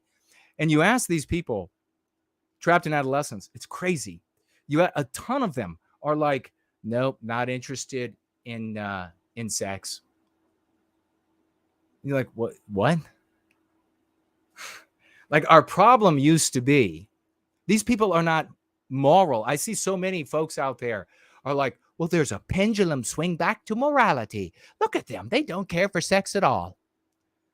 Like, on the whole, on an average, they're not interested in sex. And idiots are interpreting that as a pivot to morality. And then many of them who have this lack of interest in sex are trying to moralize it. They're like, oh, well, the reason I don't have any interest whatsoever is because it's the moral thing to do. Whatever, cupcake with your large fit, whatever. It's the moral thing. You're just not interested in it. Okay, sure. Now, the moral thing, the healthy thing would be a young man and woman so interested that they get married like this and they start a family. They go like crazy. Like there's no stopping them. That is health. You're like, let's get them married. And like, where they been for 2 weeks? Oh, you know where they've been for 2 weeks. You know where they've been. Wait, and then she's going to come out with like 3 kids. And you're like, it's been 3 weeks. That is health and morality. No interest in sex or next to no interest in sex means that you are at the end of your genetic line. Look at pandas. I'm not shitting you here. Unless somebody can correct me if I'm wrong about pandas, the black and white panda. Somebody can correct me if I'm wrong. But those things are totally loath to have sex. They are just like, they put them together and they put them together and they put them together. They play romantic music and they bring in like some Italian and he's on like the violin and they're singing. They bring back that guy from, what was it, the 50s or whatever? When the moon hits your eye like a bigger pizza pie, that's amore. And the pandas are like, can I just climb that tree over there? They tie the female panda down. They tie her down, and she's just like, huh. And the male looks over there, and he's like, really, I'm just moral, don't want to do it, not interested in it. And that's what they really said. So that is where we are stuck with Gen Z. The great heroes are going to save the West. It's alarming. I see these content creators, and they're like, well, look at the percentages of them. Look at how many of them don't like what's happening. Man, it don't matter if they don't like what's happening when they are like stolid and immovable.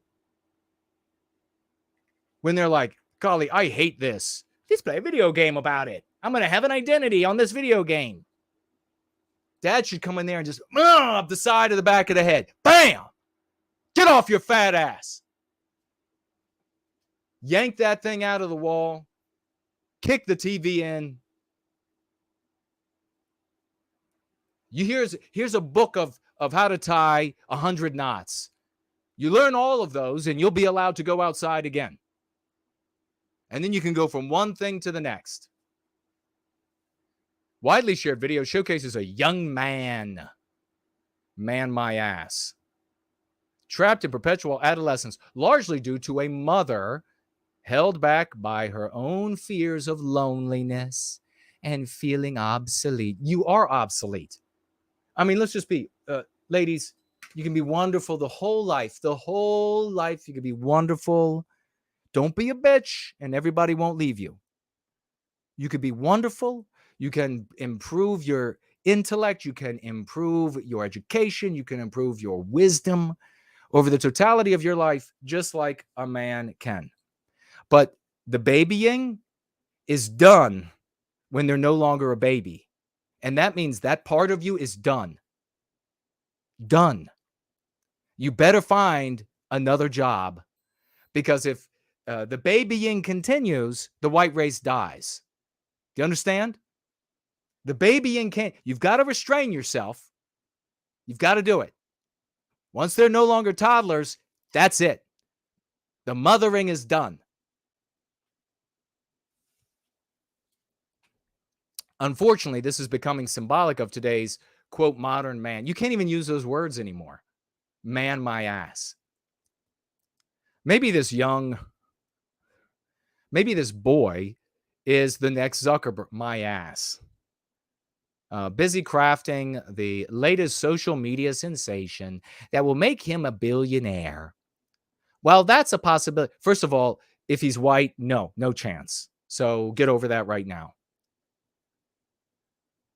While that's an impossibility, it's more likely that he's medicating his social anxiety with Xanax and hasn't touched grass in quite some time. So what's behind the arrested development of Zoomers? You see, with these Zoomer losers, you can, and now there are some in there, absolutely without question.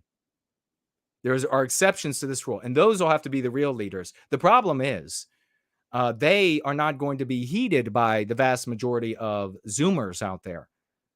The problem is that you're not going to be able to be a male at first blush. You're going to have a big fit and then say that you're not interested in sex and etc.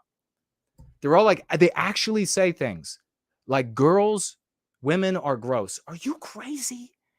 Are you crazy? My friends, I had DNA working in me, firing up like prehistoric time when I was in single digits. And here, these bitches are in their late teens and early 20s, and they're like, girls are gross. You have got to be shitting me.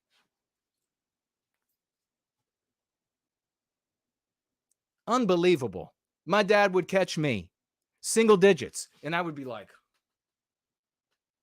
watching them walk by. Had no idea. And I had moral parents. They weren't going to like say, well, don't you want to get some of that ass, son? You know, they're moral. So they could see, whoa, you know, it's happening in the boy.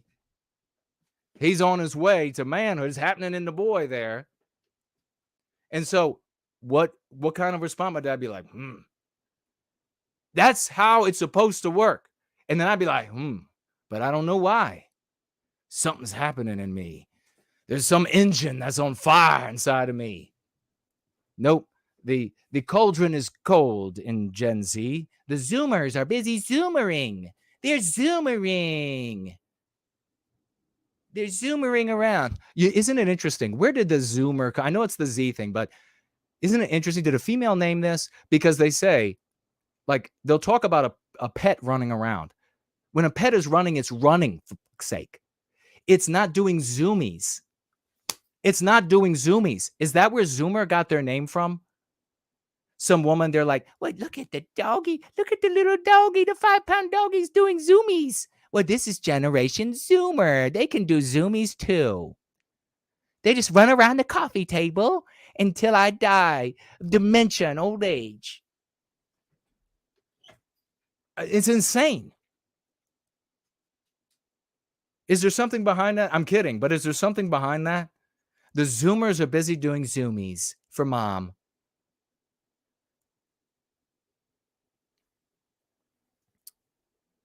Medication with anxiety with Xanax and hasn't touched grass in quite some time. So, what's behind the arrested development of Zoomers? A common theory points to the pandemic bullshit. Bullshit. That's an excuse. That's called an excuse that all of these women will give. Ma'am, why is your son 35 years old and 435 pounds playing video games in the house, living off your Social Security check with you? Pandemic. It was that dastardly pandemic. So that's what's feeding him now? The pandemic? Does he come over and maybe, you know, he's one of the revolving door boyfriends, pandemic? Is he the one bringing the food by? There's an interesting Reddit post from a Zoomer, of course, discusses the childlike phenomenon among Gen Z. I don't care. I don't want to read that. It's blaming it on the pandemic. Is that the end of this thing? That was the last paragraph. In reality, a myriad of reasons likely contribute to the struggles faced by Gen Z and millennial. The struggles. They're struggling. They're struggling to fit more food down their fat ass mouths.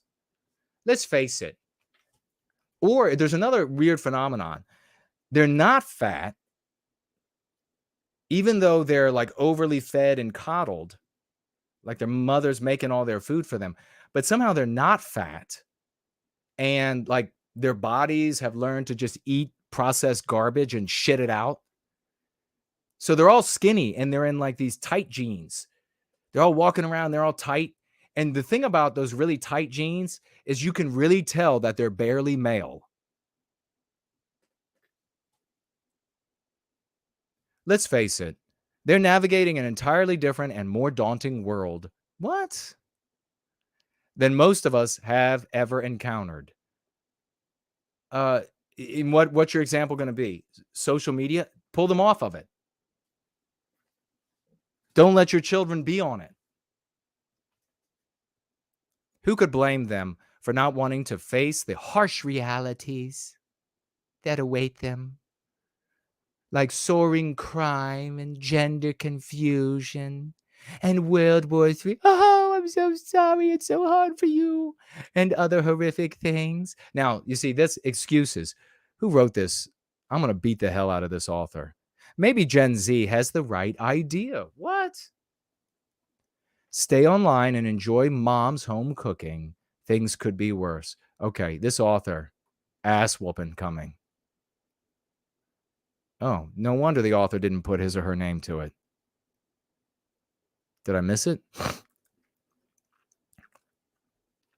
Okay.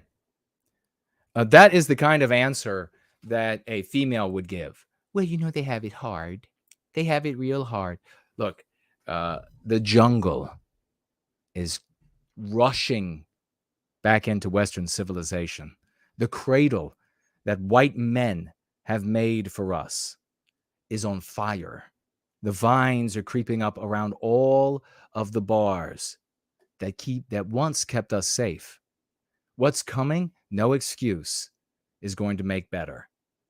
What's coming? No excuse is going to mollify. The injuries, no amount of, well, it was this, it was that, it was the other thing, is going to make it better.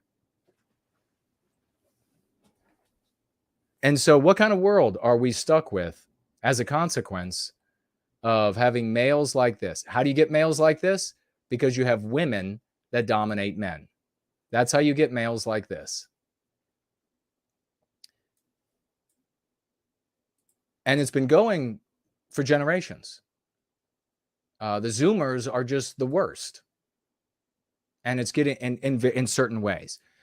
And there are other ways that, of course, you go back, and especially to the boomers and their worst. I mean, you wouldn't believe, or maybe you do. Maybe you look at these comments about like Israel going in to the Gaza Strip and by these boomers, and it's like you wonder if they've been eating Play-Doh for the last 70 years, and they probably have. But how do we get to a world, and what kind of world is created by women mothering males all the way up into their adulthood? What kind of world do we get to? And then girls have the gall to complain about this. You know what? You ladies, any female out there is going to complain about like the stock of men that's out there. Females, by way of anti-whiteism, did this. Okay? Females, in my opinion, did this. Anti-whiteism came along in more contemporary iterations, more and more contemporary iterations. White females joined, and not all of them, the good ones didn't, in overwhelming numbers. They took the power, they etc. that was offered to them. They went into the house. They had a superior social standing, and then they were gifted a superior legal standing, and then they use it. And the vast majority of females out there who even want to be good use those powers to crush the man in their life. And if the man doesn't want to just walk away from every woman, because that's effectively what you have to do, then he ends up having to submit. And I got to say to a bunch of the guys out there, marriage is not for everybody. Don't let anybody inside the white sympathetic sphere pressure you into getting married and having children. That can be a wonderful thing, and that's going to be the destiny for a lot of you. But females are not worth it by far and large. It's just one headache after another that if you want to keep her around, if you don't want to just walk away from it, you'll have to submit until you walk away. So think about it. Think about it before you get into that. I mean, that's just a reality. So it's not going to be the destiny for all males is going to be able to have a family. We get a world like this. A new low for San Francisco. Convicted pedophile sets up homeless camp outside school with signs saying free fentanyl for new users, and it's not a joke. Convicted pedophile has been arrested after setting up a homeless camp outside of a San Francisco school with a sign offering free fentanyl for new users. I can hear the arguments that will persuade women already. He's a victim of society. He should be coddled and overfed. Adam Moore, 46, set up an encampment across from the Stella Academy in the embattled California city over 2 years ago. So he's been there for 2 years. Just started giving fentanyl away. and they arrested him. So, convicted pedophile outside of a school, nothing happens. If white men were in charge, I'm just saying, there would be alligator-filled swamps in California too, and Iowa, Nebraska, Michigan, on and on. You know what I mean?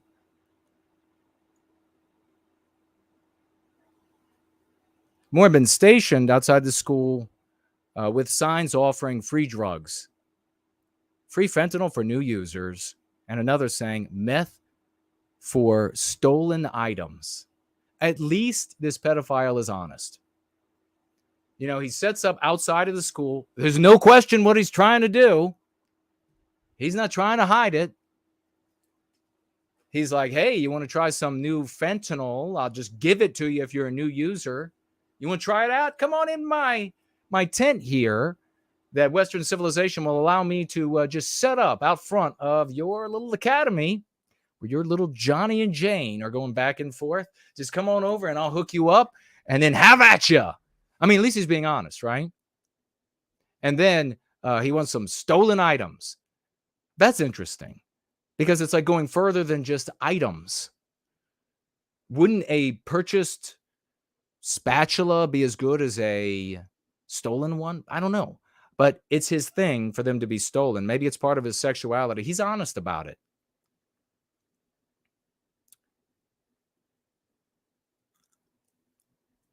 Speaking to ABC7, Moore insisted that the sign was not a ruse, and he was actively handing out the killer drug.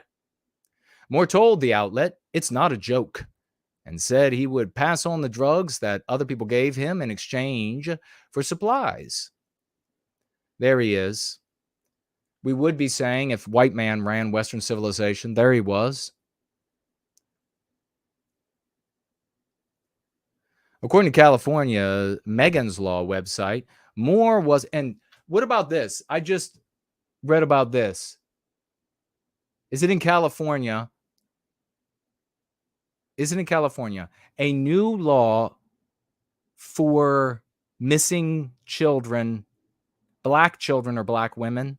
Is this real? Wow. And of course, what's the argument there? Where is the concern for white people? Where is the concern for our well-being? Where is the concern, the special, the extra concern? Because you know this, whatever it's called, ebony law, I'm sure, or who knows, jet law, whatever they're going to call it, it's going to end up being extended to all non-white people. You know it. You know it will, including Jews.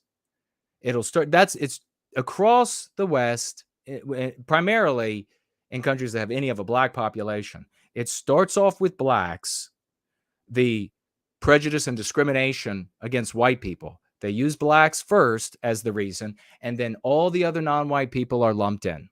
It's always just non-white that ends up getting the preferential treatment, special privileges, and white people that get the victimization.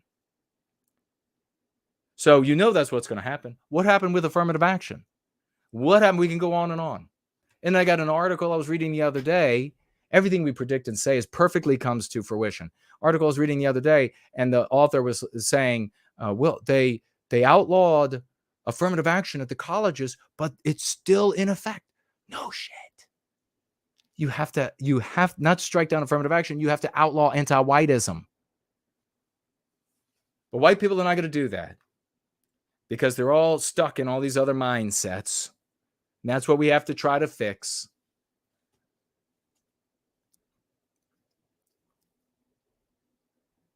So, Megan's Law. Moore was convicted of lewd and lascivious acts. Oh, so that's what he... Of course, the convicted pedophile outside the school.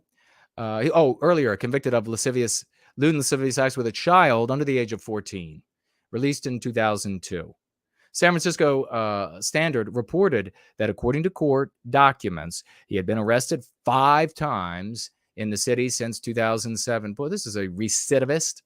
According to Santa Cruz Sentinel article 97, Moore was convicted of molesting a 12-year-old girl in Santa Clara County before being released from custody and then having sex with a 15-year-old girl in Santa Cruz. This is a test for females out there. Are you as angry about the molestation of little girls as you are of, or are you, as angry about little boys being molested as you are of little girls being molested? You are the one that can answer that. You know, when the little boy in high school is raped by the teacher, that is every bit as bad, that is every bit as pedophilic as a male doing it to a female. No more special status for females. God, that has done nothing but harm us. No more special status. If anything, the white man gets special status. Western civilization, you're welcome.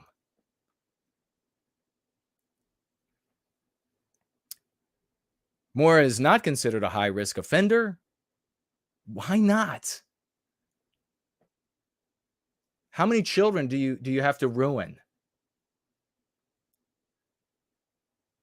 A neighbor told the outlet, my wife walks our baby around by herself. I always kind of want to be there because you never know.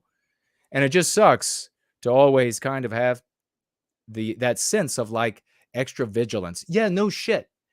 Ladies of both sexes, I want you to listen to this. I want you to listen to this because I try to communicate this. And it's not the easiest thing for people to really get. You have a sense of safety every day in the West. Depending upon where you live, it's to various degrees. The more anti-white, the less sense. That sense of safety is going to evaporate in the noontide sun of anti-whiteism. Every moment of your life, you can't fathom every moment of your life having to be concerned about being victimized. The West gave you an overwhelming sense of safety. The white man did that from generation to generation, and you all have lost your minds in it. You don't know what it's like to have to fear on a daily basis for your safety. Rape, murder, robbery, bludgeoning. That's the jungle. That's third world countries. And here you have this guy revealing that exact reality that he's suddenly coming to grips with. The safety is gone. Never knew to appreciate it until now. You should have listened. In a neighborhood that's supposed to be quite quiet and residential. Get the fuck off my screen, God damn it.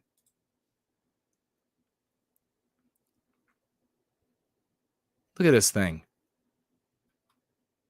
You'd have to test the alligators. Officers with San Francisco Police Department arrived at the site in the morning and told Moore to clear by 12:15. All right, so he eventually gets arrested, and who's going to handle people like this in the coming months and years? Doughboy. I notice France, so despicable across the West. So absolutely despicable. Here you have in France, you remember the yellow vests and all these, there's nothing that can be done for white people. Nothing can be done for white people. You can have anti-whites go out there of various races, and they can protest, and they can destroy, and they can set on fire, and they can ruin the West. And the police, they have no strength, nothing. They can't summon any strength. But white people come out and they get upset about something, and the police are suddenly the goddamn Soviet troops bludgeoning us into pieces. The one non-white group gets into an argument with another non-white group, and then when that measurement is made, you're going to have the favor go to by way of state power. When that measurement is made by who has more power in the state, the weight is going to go to the non-white group who has more state power, and suddenly the police are there able to absolutely beat the shit out of those non-white people. The very next week, those same non-white people could be out burning the homes of white people down, and the police would kneel. So what's the problem for white people? It's anti-whiteism. And if you're having a hard time doing that equation, I get it. Everybody reaches a ceiling in mathematics. Bang, they hit their head on it and they're done. I get it. So just follow what's working then.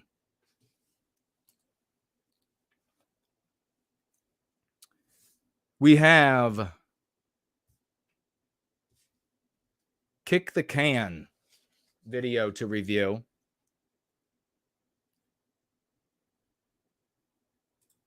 We will pull that up on the screen. Oops, where did it go?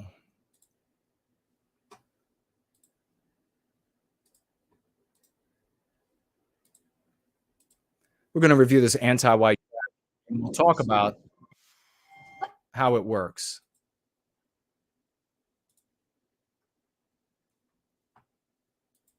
Where are we at on time? Oh, we're at 7. How's everybody doing over there on D Live? Everybody awake? Everybody having fun? How about Odyssey? Everybody awake and having fun? How about whoever shows up over on Rumble? Great to see you if you're showing up on Rumble. Champions everywhere.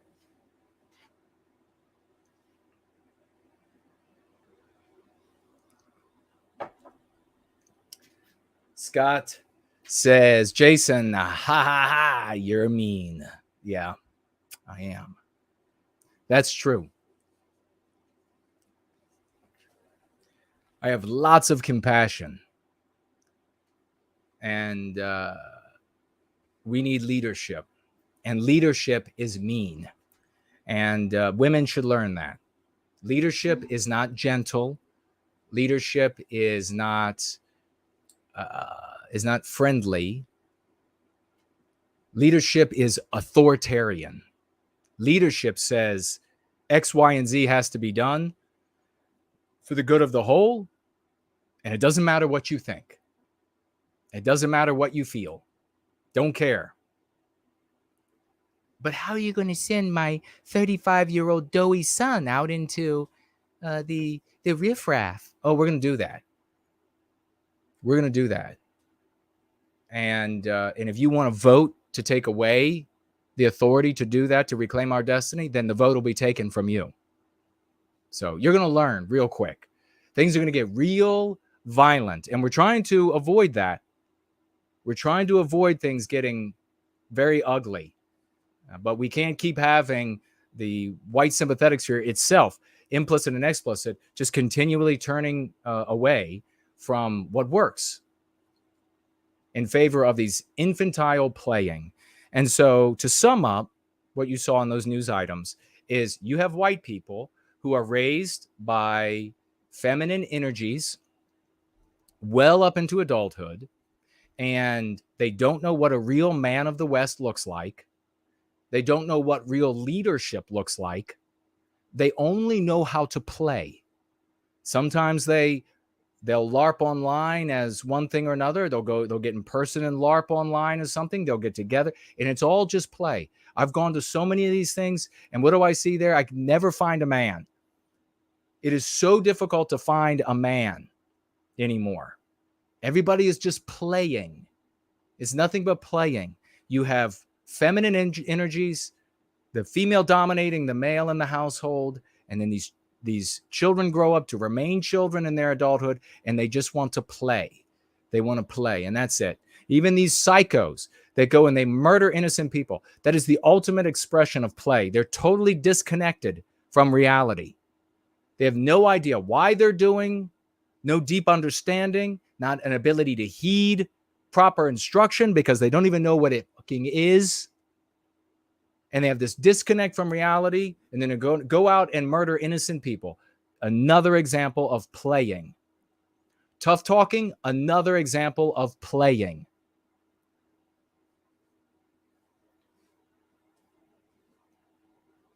Unbelievable. It's it's hard to believe that the West ever had enough men of the West to make this giant nursery room. And now we thought we were doing a good thing with giving this away and giving that away. And are we good? Or the women are going to treat us. It was like the ultimate white knighting. The ultimate where these guys wanted to curry favor with females. They wouldn't have had to. If people in the West were getting married early, then guys would not have to have tried to curry favor by being a bitch for females. The way you end up with white knighting, which is this servile behavior toward females to curry favor with them in the hopes that you'll get chosen for sex, maybe chosen as a partner for life, is because women were whoring around. They were whoring around, and the guys were like, oh shit, how am I gonna? They're all choosing like the top 10% of pretty guys and dark features, and that's what they're choosing. And so how am I going to be able to make a stand in that? And so then she's just right. I'm going to go to war. I'll punch you out if you don't obey her. That's where that comes from. If those pretty guys had to get married, they would be out of the dating pool. All of these females out there, all you females out there who, relative to those pretty guys, you're fugly. Okay? You're fugly. You need to peer pair. To the pretty guys, you're fugly, but they'll do you for a night or a week or 2 months or whatever it is because you're different. And that's it. He's like, well, this is different. But then he's doing others while he's doing you. Then you learn to hate men because of your choice, not because of men. It's because of your choices. And so then we end up with all this white knighting. So the ultimate bitching of the West is white knighting. There needs to be the death penalty for white knighting. As soon as we get rid of this, females can whore around for the totality of their lives. As soon as we address that, as we're addressing it, we need to address the white knighting. Or there's no hope. There's no feminine energy recapture of our destiny. I want you to appreciate that. There isn't any. There is nothing about warm blankies and pies and etc. that will be a part of the recapture of our destiny. The activities out there in the world are all going to be masculine as fuck.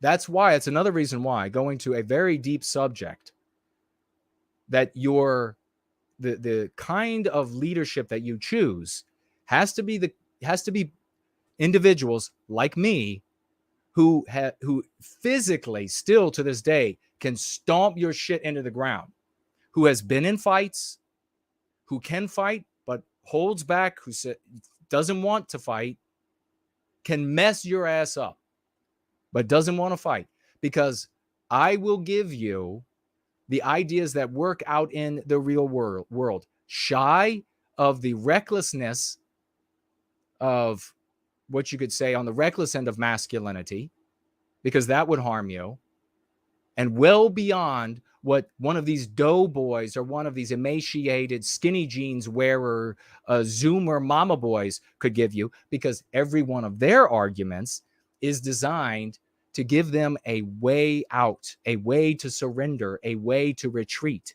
You can't win.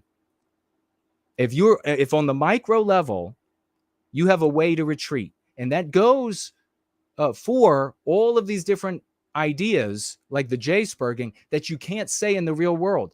Silence and hiding your power level and all of this bullshit is a way of retreating. It's a way of being a bitch. It's the way of the bitch. There should be like a movie about that. The way of the bitch. You can think of your, Zoomer of choice that will be the face of it. The way of the bitch. Fan blowing, some of his makeup off or whatever it is. hair that's been messed with a little too much because he's a king fop. The way of the bitch. All of those arguments are going to be designed for that set of leaders to retreat, to hide, so they can get on the micro level. So as it's spread, that's everybody's micro application. That means it can have a macro application. You need to hide your power level. How does that materialize on the macro level? It doesn't. You need to say things that the vast majority of the population find reprehensible and demonic. How does that affect a person's life? Therefore, can it go to the macro level? You got to choose your leaders wisely.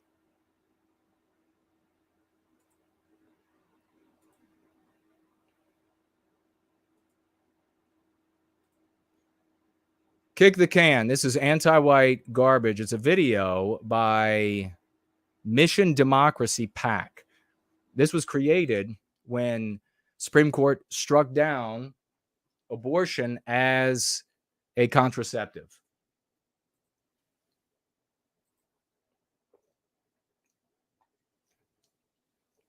Fucking A.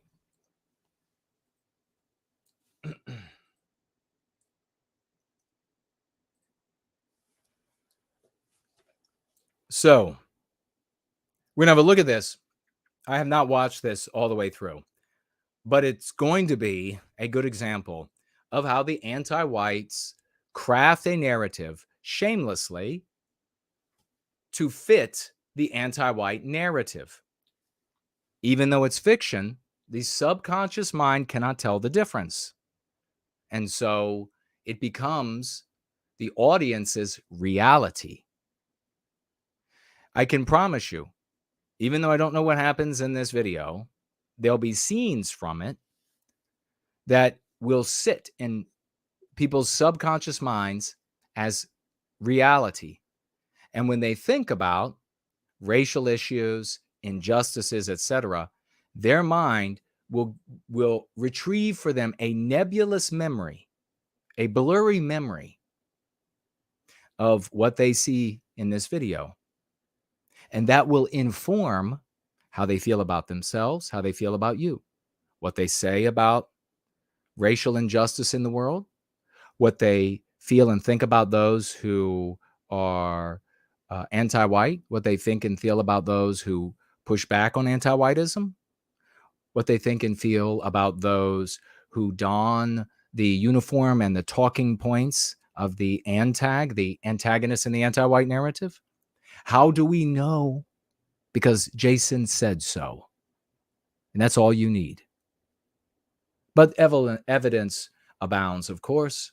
We were reading a few weeks ago now about a Trump poll I got violent about, because it showed that a massive percentage of Trump voters, people who identified as Trump voters, thought that anti-Black discrimination was a big problem in America, when there is no anti-Black discrimination in America. There is nothing but preferential treatment and special privileges and freedom from responsibility. My opinion. I mean, you'll have to look into it for yourself, but that's my opinion. So how do they come to that conclusion? I just articulated it. Let's see what this filthy anti-white garbage, and this is conservatives they would be out there and they would say, oh, well, I would allow them to say this. I wouldn't. Create fictions about reality that people will interpret as reality. You're going to allow them to say it's how you're in the state that you're in now. Wrong is just wrong. You know it when you see it. But it's by Toni Morrison. Oh, it's by Toni Morrison. Okay, so already you can see white people are burning the books, burning the information. Now, of course, you know that white people aren't censoring anything.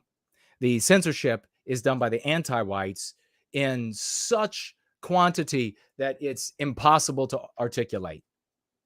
Not the least of which right now. Everything has to be carefully said so that anti-whites can't take it out of context to mean something else, to censor you, to give a justification to what other white people out there that's why you had to go. So like it all, believe it or not, it all like balances on all of these total tard white people, total tards.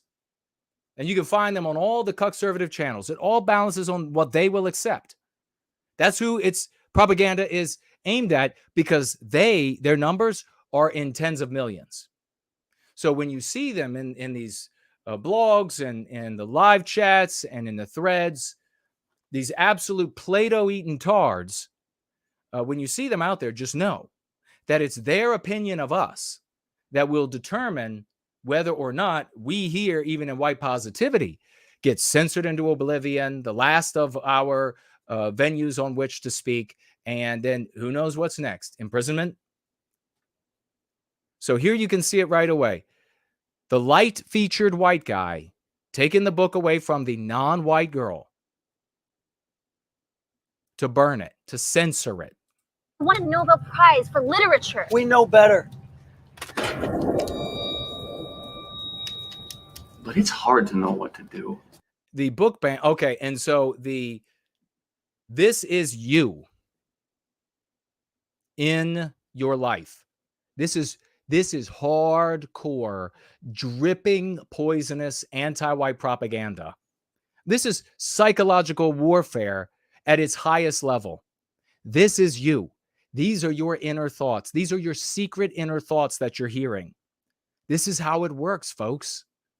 This is how psychological warfare works. This is you. This is who you identify with in this piece. And you want to say to yourself, no, I don't identify with him. I'm not going to identify with him. Then you better turn it off. Because the human brain has never evolved to witness fiction and know it's not real. You can only consciously say that it's not real. Just like you can consciously say you don't know how to ride in a car. You don't know how to ride the bicycle. You don't know how to drive the car. But can you still do it? The conscious mind is worthless for that. In fact, it's a detriment for that. Let's continue. He is your inner thoughts, your quiet, personal inner thoughts. And he's simultaneously the quiet, personal inner thoughts of all the white people around you. You see, that's where the real power comes from. That's why the woman in your life says, shh, whenever you say anything that's not anti-white in public. Because we've all learned that this white guy here, that he's struggling and he's finally come to the conclusion to be radically anti-white, is all the white people around us. The moral actors, the moral agents in the story. Easier to let it go. So you just kick the can down the road. All right, I get it. So yeah. So do nothing about it. That's okay. That's where the kick the can comes from. Please, I didn't do anything wrong. It was a miscarriage. Oh, okay. So she didn't do anything. It was a miscarriage. So she's going to jail because she had an abortion. Or the claim is an abortion when she really just had a miscarriage. Oh, the doctor is there too. Oh, I guess maybe he's cleaning out the miscarriage. And so now he needs to go to jail. Police officers are both white, carrying out the injustice. Wrong. It was a miscarriage. It's for the courts to decide, man. Wrong is It awaits women. Talk about so-called journalism. Talk about like from the biggest journalistic organs, the people that you have relatives and they went to all the big schools or whatever it is. And they're like, but this is a tried and true newspaper of the land. It's the news, the integrity it has, the integrity. And so that journalistic bullshit, they're like, hell on earth awaits females who are pregnant. Okay. Yes. All right. Just like Piltdown Man. Just like Piltdown Man in the UK. You know about Piltdown Man? The biggest institutions, they don't lie, right? the most prestigious institutions. That was still when the West wasn't even a fraction of it, of how bad it is today. The biggest institutions, educational institutions in the United Kingdom, they all said, we've got the missing link. Piltdown Man. It's just quietly, it's just been kind of forgotten that the entire world was told that the missing link was found. And then if you disagreed with it, like I would have said, bullshit, there wouldn't be one. There would be shit tons of them if you found one. And then what happens? A generation and a half later, German scientists say, hey, could we get a sample of the skull so we can run testing on it? They believed it too. They weren't trying to like debunk. And these were the professors at these universities in the UK, most prestigious, that had followed up. And they were believing that this was actually the missing link as well. And so they started drilling to get some samples for those Germans. And then they smelled burning. Organic burning, it's kind of a peculiar thing from a fossil. And then they realized a fraud. Is wrong. But what can you do? They want you to think. Okay, and what's the presentation here? It's wrong, but what can you do? The presentation here is the inversion of reality. That's how we get people living in this reality where the white race and the white man controls everything. The fiction tells them it's so. This is a beautiful video, and that it's sort of like, who gave me this video to watch? Good for you. It's a snapshot of the totality of the anti-white narrative. What can you do? You're just a person. And this system is totally run by the Nazis. All these white men just doing things for white men. That's all it is. What can you do? When the exact opposite, we were just reading an article of all these white people going to prison for 20 years by way of a law that was illegally applied to them because they showed up and objected to an anti-white outcome without even saying that it was an anti-white outcome. It was just something the anti-whites wanted. Total inversion. Slavery was all bad, but slaves learned valuable. Wrong is wrong. But what can you do? They want you to think slavery was all bad, but slaves learned valuable skills. Oh my God. Taken from what happened in Florida, where black academics in their curriculum about slavery mentioned that slaves were taught skills that they could use post-slavery, and the anti-whites turned that into white people in red to make, I mean, that's the devil. There's your white woman wearing red. She's Lucifer in this video, 2-minute video. And so she's arguing slavery is good. That's what white people argue. It totally irrespective that it's black academics who wrote it. I don't give a shit about it. How about that? I don't give a shit. I'm not looking in any rearview mirror. You know what? White race ended slavery. You're welcome, bitches. How about take one knee for that? Like being a blacksmith. That's racist and a lie. It's in the school curriculum. Endorsed. Oh, so here's the anti-white slur wielded. That is to teach the viewer to wield the anti-white slur concept that took down Western civilization. That's racist. And who's it coming from? The preeminent victimized group in Western civilization. So that's how the authors are giving the viewers the verbiage. Like being a blacksmith. That's racist and a lie. It's in the school curriculum. Endorsed by our fine governor. It's ridiculous. What are you doing? And then a bunch of white guys in military vest come to beat up the black woman. Is that what happens in reality? But these people, Trump voters of the future, will be polled. Are black people intimidated by white people sociopolitically? Are they violently attacked sociopolitically? And they're going to say, yeah, I can't remember exactly how, but yeah, it does happen. It's psychological warfare. We are the people who understand it. Let go of me. Stop pushing me. Politicians who lie are manipulating you so they can gain or maintain power. And he's there. Your consciousness and the consciousness of those, your conscience and the conscience of those around you are that guy right there. And he's like, what? That's clearly not fair. No shit. Where are they dragging her off to?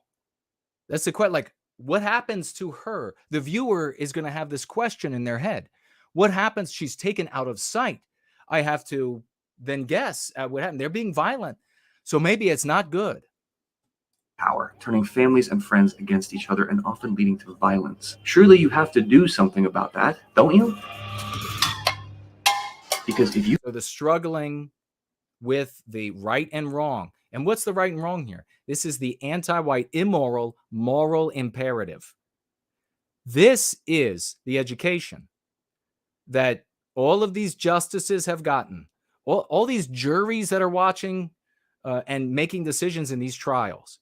Legislators, all the people voting. This is the same education that they have gotten. Do you think they're going to be willing, after being impregnated with this, to interpret laws creatively, novelly, to overlook laws, to allow you to be victimized in various ways because you're white, because you object to it? Do you think they're going to be calling it justice? They're going to say it's a righting of the wrongs, but a righting of the wrongs with fucking fiction. You're going to victimize real white people to right the wrongs of fiction. You keep kicking the can down the road. Eventually, you run out of road. Jews will not replace us. And there you have it. Those fucking imbecilic idiots at Charlottesville. That a chant that is ostensibly started, could have started from any one of those Jay-spurging fools, but ostensibly started by a clown who ended up bawling his ass off. You see, this is what I'm talking about. A tough-talking, midget-sticked loser, Cantwell, brings a bunch of firearms. It's going down. Playing, ladies and gentlemen. And then when actual reality comes home to him, he's in tears. And that's what people choose to follow. There's your chant. They got it in the real world by way of Jay-spurging, playing imbeciles, Nazi LARPing children, misguided by the leaders in these groups. There are plenty of good men out there that need to find their way to us and actually be empowered. A real revolution of the mind, changing the world. Not just this endless, incessant Nazi LARPing, Jay-spurging bullshit that keeps them chained inside their own minds, ruining their lives, ruining their potential, never being able. Maybe they were destined to have a family. They're not going to have one unless they find a psychotic female who thinks likely and similarly. And then what kind of relationship are they going to end up having? Shouting over the kids, fighting, the police showing up every other month at the house. Yeah, that makes for a good family to fight back against anti-whiteism. And here, the consciousness, yours and all of those around you, have walked up on the scene of what is really behind. See, which is what you're seeing at this point in this piece of fictitious shit. What you're seeing is, okay, you were just seeing where this is percolating up into society.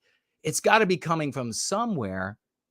It's deep in the darkness of the night. The devil, surrounded by torch-wielding white people, are out there. That's where it's coming from. If you're seeing it out there, if white people get out there in the streets, they are a part of these devil chants in the middle of the night. That's what's happening. That is why anti-whites with purple hair, with pink hair, with whatever, will drive hundreds, even thousands of miles to come and hit you over the head with a billy club. That's why.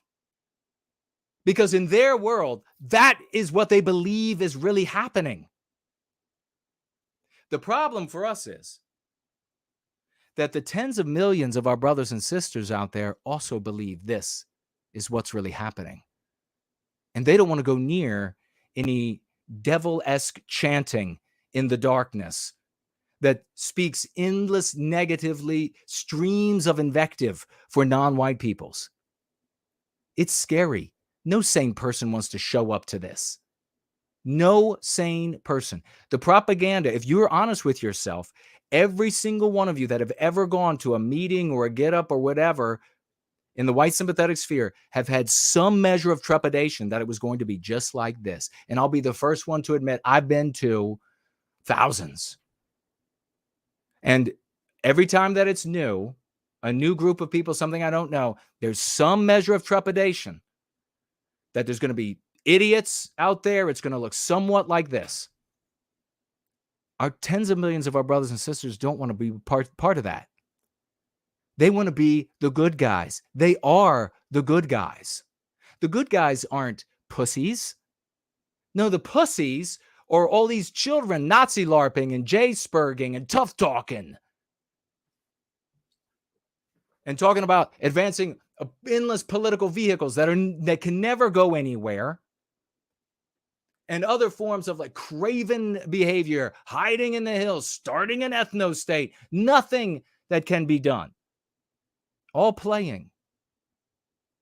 The good guys are righteous men and women of the West who come together, and some make families and some don't. And they say, enough is enough. And they're angry. And their anger is motivated by love. That's the big difference.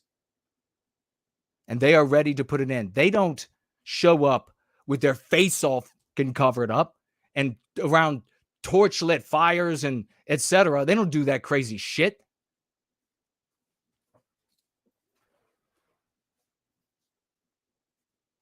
They don't get out on a street corner with placards speaking negatively about other groups of people. They get out with verbiage about our victimization, about the harm being done to all of our people, about the harm done to our most vulnerable members, about the harm done to our strongest members, about the white erasure of our norms and standards across the West, how we need this as a home, how it is our home and we will defend it. That's what the heroes of our people say. And now, as we press play, what does this look more like? This is anti-white fiction, psychological warfare to ward off good white people from standing up in their own defense, to scare them away, to say, you don't want to be a part of this. This isn't your moral standard. This isn't your character. This isn't the kind of environment that you want to be in. That's the message that the anti-whites want to send to our brothers and sisters because it works. Who else sends this exact same message? Every white sympathetic group out there. Everyone. Now, does that tell you something? One people, one nation, end immigration, one soil. And there you have it. The consciousness snaps. Time to fight back, anti-white. There are your torches. There are your white men. The pickup truck and the white woman in red. The devil. And it's an astute and a powerful tool to make this a female rather than a male. Because by being a female, it's going to automatically condemn the white male leadership.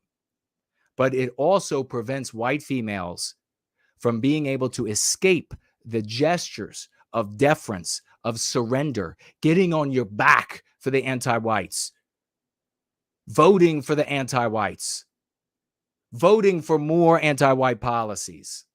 They capture both women and men this way. Those are racist and there's the concept again. Do you ever wonder, the anti-whites expressly want you to use the concept racist. Why are there people in the white sympathetic sphere still arguing with us about using this concept? They expressly want you saying it. God damn it.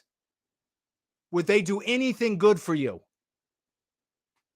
Nazi slogans. Just stop. Haven't I seen you around? Racist and Nazi slogans. Just stop. So connecting the current objections, connecting the current pushback against anti-whiteism to the ultimate villain in the anti-white narrative. That's a nexus they draw all the time. Haven't I seen you around town holding hands with another man? Oh, okay. Great. So now they're going to throw in the homosexuals need to side with the anti-whites because they will burn you alive if you don't. That's none of your business. I disagree. Jews will not replace There it goes again. one people, This is America. one nation, and Oh, they're throwing Paul Gosard there. Oh, for the love of God. I didn't even... Who are they talking about? Do you know? Does anybody know? immigration, blood and soil. Help stop MAGA Republican fascism before Help stop MAGA Republican fascism before it's too late. There's your call to action at the very end. They're doing a fabulous job at psychological warfare, the anti-whites. And you know it's a fabulous job because this looks like a lot of these, and the language, the look, the appeal looks like a lot of what you find in the explicit white sympathetic sphere. The pickup truck, the guys in the jeans and the jean jackets and all, the woman in the jean jacket there, that's the implied white sympathy. So it's covering all the bases. And this is your call to action. You have to stand up like everyone around you is going to be standing up. That guy represents everyone around you. it's too late. Because the MAGA Republican vision of America is anti-American. They're trying to define what America is there. That is a white erased America. There are people who fall in the white sympathetic sphere. I've had actually some really hot arguments over people in the white sympathetic sphere who wanted to say, well, America. You even have right now, you have white sympathetic content creators, explicit ones, who are demonizing the United States rather than the anti-whites who run the United States and the UK and all the rest of the West as well. They just demonize the United States. Well, good luck taking that on. How dumb can you be? How absolutely dumb can you be? Oh, well, look, they just said it's anti-American. So well, I'm not an American then. People are that dumb. That's how dumb they are. Protect your freedom and our democracy by supporting Mission Democracy. Okay, so using democracy, very powerful. They have made this word into effectively a religion in and of itself, that it is the most important thing in the world. And of course, we here know that democracy is control by those that wield the news and entertainment media. That's what democracy is, because you can't know what they don't want you to know. You will only know, and you will know what they want you to know. And the power of it is manifested all around us in those who want to object to everything that's happening. And in order to object, they take on the roles that these anti-whites give them. The actual roles that they give them. So you know it's effective.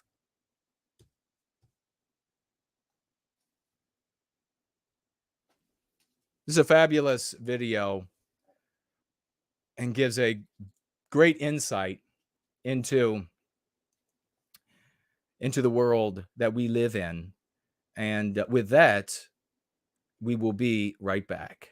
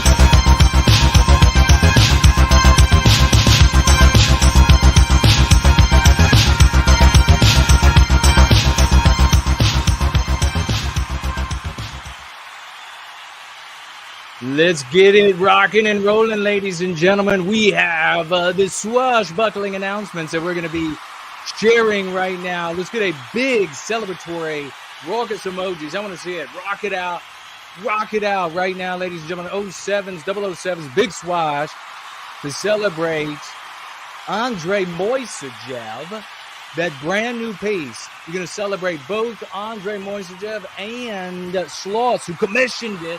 The great Sloss, ladies and gentlemen. A great victory done there.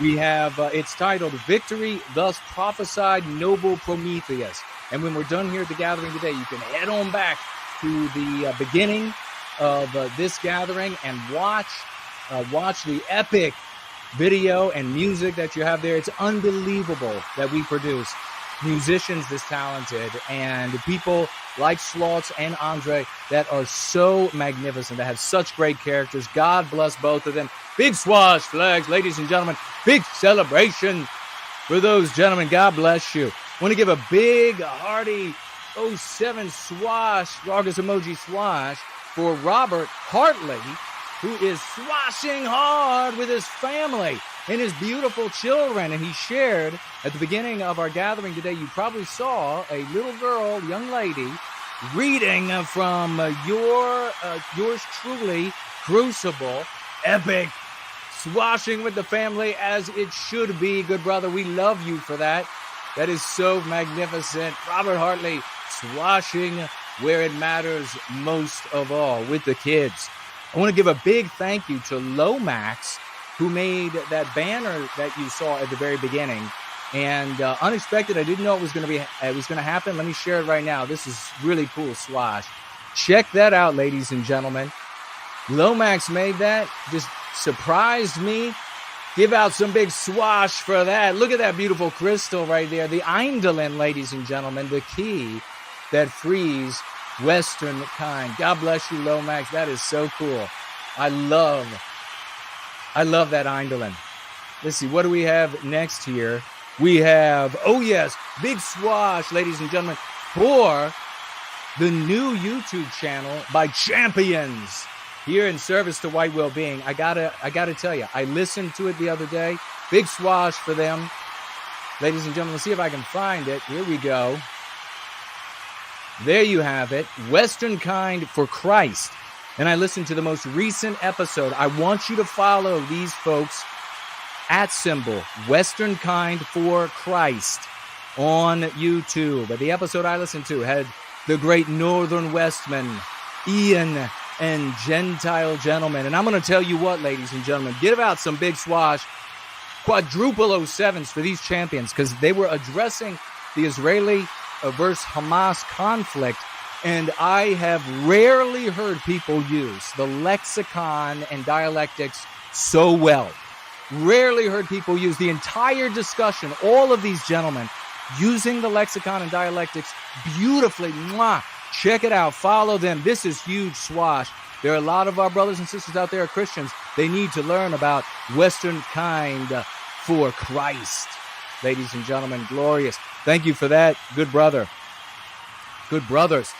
Let's keep this celebration going. Just a couple more 07s, raucous emojis. Join that crowd for RC the Realist, one of our epic musicians and artists in service to White Wellbeing. He has started, ladies and gentlemen, the GFC of North Carolina.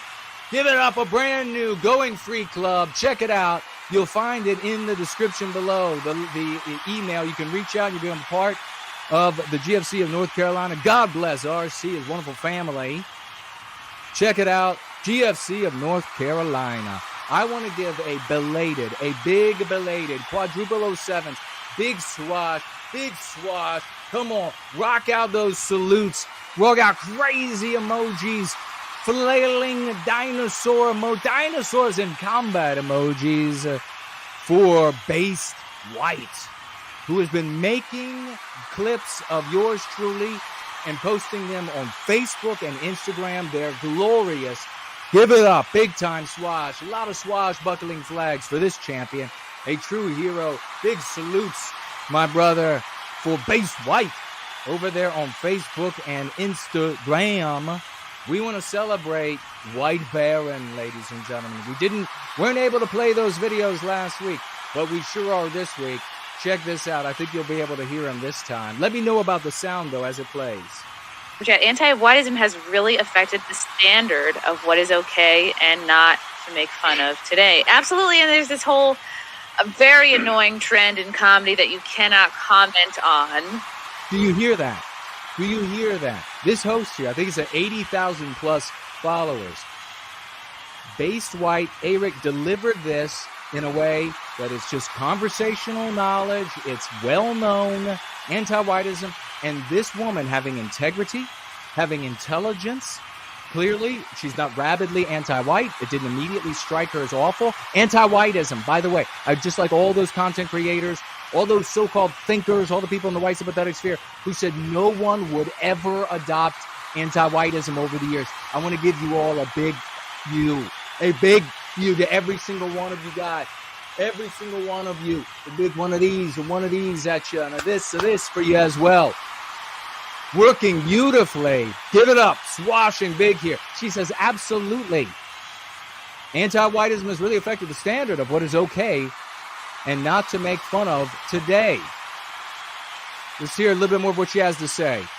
Or make fun of a group of people that you are not yourself a member of, which just really is I find very creatively stifling, because it's like, yeah, we're all living in this world, observing the patterns and behaviors of others, and it's totally stifling. He wasn't done there yet, folks. I mean, he's rocking the world, okay? He's out there, he's posting in the real world. He's online making it happen. Last week we saw Elaine Sabatino's out there, like thousands of these beautiful works of art that she put up. But watch this, he wasn't done. Thank you, Eric. The super chat. The only reason you get canceled, Isaac, is because you aren't being anti-white enough. They would never have a problem if the jokes were only about white people. I think your jokes are great. Thanks, mate. I've got a whole new. Look at this guy with whatever 2 million followers he has. This stand-up comedian, and he's like, "Yeah, you're right. It's because I'm not anti-white enough." Oh my God, glorious! Showing both of these people have decent characters.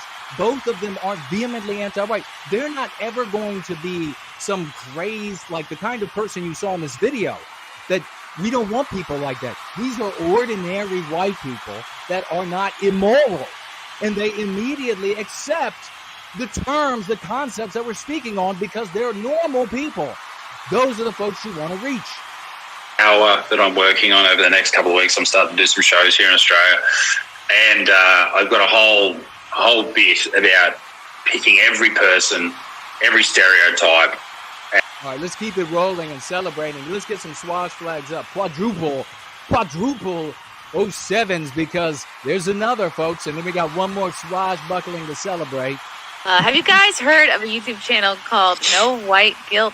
I love it. I love that. Have you guys heard of a YouTube channel called No White Guilt before? He talks about the importance of not living inside the anti-white narrative and how to protect yourself from social lynching by anti-whites. Well, where was that a couple of years ago? Oh my God. Dropped in there, social lynching. That's one of the other mean curatives that we use. A very important one. And what does she do? Does she choke on it? Like all of these, it gets said that nobody would accept this. Social lynching? No, they're not going to accept that. Is that what happened? No. It immediately made sense to her. It made so much sense. She's like, well, where is this guy a couple years ago? Well, his tongue's being cut out by the anti-whites. Thank you. Yeah, I mean, I think most people aren't anti any color, but it's just the vocal minority. He's right there. We're going to have to keep it moving. But normal white people aren't anti other groups of people. We're just living our lives, and all white people hate the victimization based on birth. We have to be that voice. We have to be the consciousness of the white race. Finally, to have our own consciousness, wrenching it back from the anti-whites and what you saw them creating before your very eyes on Kick the Can Down the Road. Now, ladies and gentlemen, for this last swashbuckling, before we continue moving with the news and other items that we have, and your comments, questions, your financial gifts, looking forward to all of that. But the crowd is still roaring a gentleman that you've heard from many times, the great Franklinator. Ladies and gentlemen, doing it again, changing the world, in the real world, on the online world, which is every bit as real, a magnificent Herculean champion, ladies and gentlemen, proving not only in a conversation, a back and forth by way of a super chat, to Amala with how many thousands watching, Franklin? How many thousands were watching and have seen that clip since? Proving, number one, that he's right. But Amala using our lexicon in disagreement because it is the language of the day. Because it is the language of the day. Watch this. It says, this whole panel is just the white erasure of Western norms. Their labels made up and they need their labels are made up and they need help. Society is devolving, but at least this was entertaining. Okay, so they were observing, just for context, a video of a panel of a bunch of anti-whites. And they think that they're different things other than human, or they think that they're both sexes, or they think, etc. And so what Franklin's talking about is the white erasure of our norms and customs. Okay, that's the white erasure he's talking about. But watch this. You're going to love this. Hey, don't erase Blossom's black experience from this panel. You know what I mean? This is about all the races, all the trans people. I don't know. I don't know. This, to me, I was watching this for the first time and I was like, this is... It's coming, folks. Get out your swash flags. This is nuts. Like, I just never thought that this would be a video that was made, ever. I'm loving this Amala girl. I am loving Franklin, the Franklinator. And this guy here, the co-host, loving that guy. Here it is. So that's all I have to say. I don't know. I feel like I've said my piece.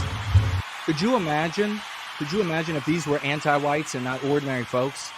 They would have been just fierce about what Franklin had just said. Mm-hmm. I do sympathize with the point about not so much the white erasure, but the idea that the... Do you hear? He just used white erasure. In its application, one meaning. Our norms and societies feels like it's devolving when you listen to... Okay, so what he's talking about, this is a typical misunderstanding about our norms and mores and expectations for behavior. They don't come from fairies and are rained down on the world. In the West, they come from us. And so when those things are being changed, that's our expectations, our mores that are being changed, but it gets better. These debates, I feel like it just exposes the degree to which we have departed from norms where we adhere to like a classically liberal, more Judeo-Christian perhaps sense of values and how we think about the world, and believing in absolute truth, knowing left from right and up from down, male from female, etc. And the more you get away from that, and truth becomes postmodern and subjective and kind of like... This guy is sounding better and better. These two, the duo, excellent. Sarah referenced, it becomes this confusing mess and... But what? She seems to be thinking cluster something. And it creates disarray. Look at her looking at the screen. People's lives, and the conversations become difficult to have. So I had similar thoughts as we were watching this. Get ready for some huge celebration. Oh, I missed the white erasure part, so that went over my head. I don't know. Went over her head. Now look. Oh, look at that. That's looking pretty white, that panel. There's a lot of white people who are pushing their own erasure, which I guess is what's going to happen anyways. Yes! Franklin, ladies and gentlemen. Franklin, as I said and predicted, to speak to us, they'll have to use our concepts. Everybody in the world, these are now the words, the concepts of the day. Ladies and gentlemen, even cited in disagreement as predicted. Give it up for Franklin for making it happen. Epic swash, ladies and gentlemen, and we'll be right back.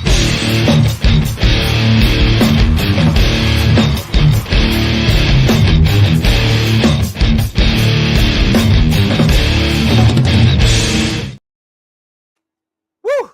My goodness, ladies and gentlemen, that is totally epic. Franklin the Franklinator. Changing the world. I love it. What a crew. What a crew we have. Of course, it had to come from a minority, a minority of a minority of a minority of those who are resisting anti-whiteism. And we're it. We're the ones who are changing the world. There would be none of these words: anti-white, anti-whiteism, white erasure, social lynching, on and on. None of these concepts would be out there in the language. And this is what changes the story we live our lives in. We change the story we live our lives in, and we have a new narrative arc where we are the good guys. And with morality comes righteous indignation. That is how you change things at all levels. How can we reach when we stand at the bottom of that tall, tall tower where the billionaires or the millionaires or the generals and the admirals and the CEOs and all, how do we reach them? You can't reach them with a marching army in the streets. They'll have a bigger marching army. You can't reach them with a political party. All politics is based in finance, and they print the money. You can't reach them by hiding somewhere. They'll find you. You can't reach them or ignore them by starting a state or ethno-state of your own. They'll invade and destroy you easily. You know how you reach them up there? You speak white magic spells from where we stand down here. And then those spells occupy their minds and deliver us our destiny. That's how it's done. God bless everybody out there who's doing the real work. A big salute to all of these people in the swashbuckling, celebrating, and a big salute to everybody who celebrates the swashbucklers, because that's the future. If we're not doing it, no one else is. Just remember that.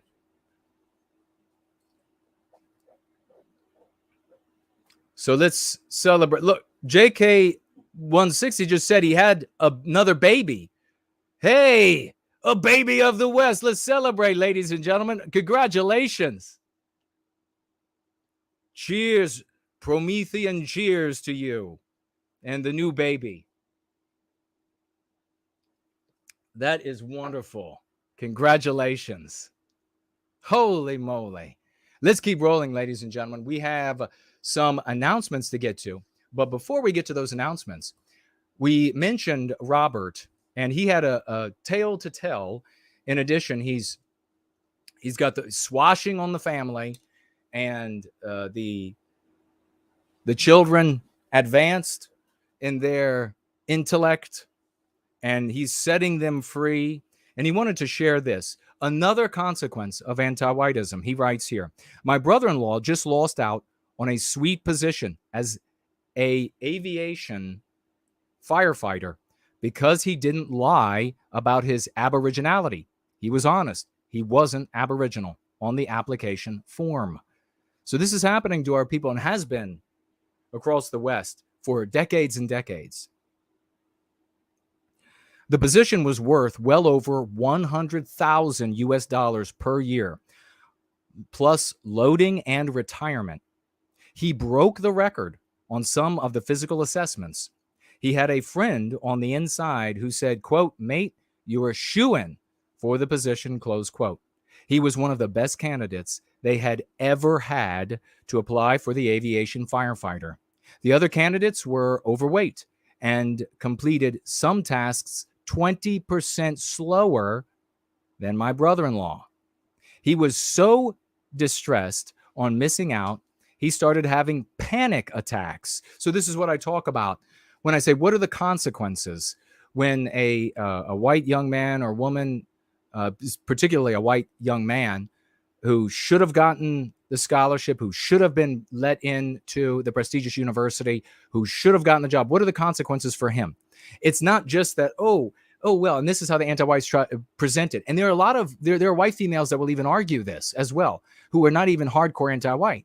They'll say, well, I missed out on that one, but I'll get the next one. No, dumbass. No dumbasses. No dumb bitch.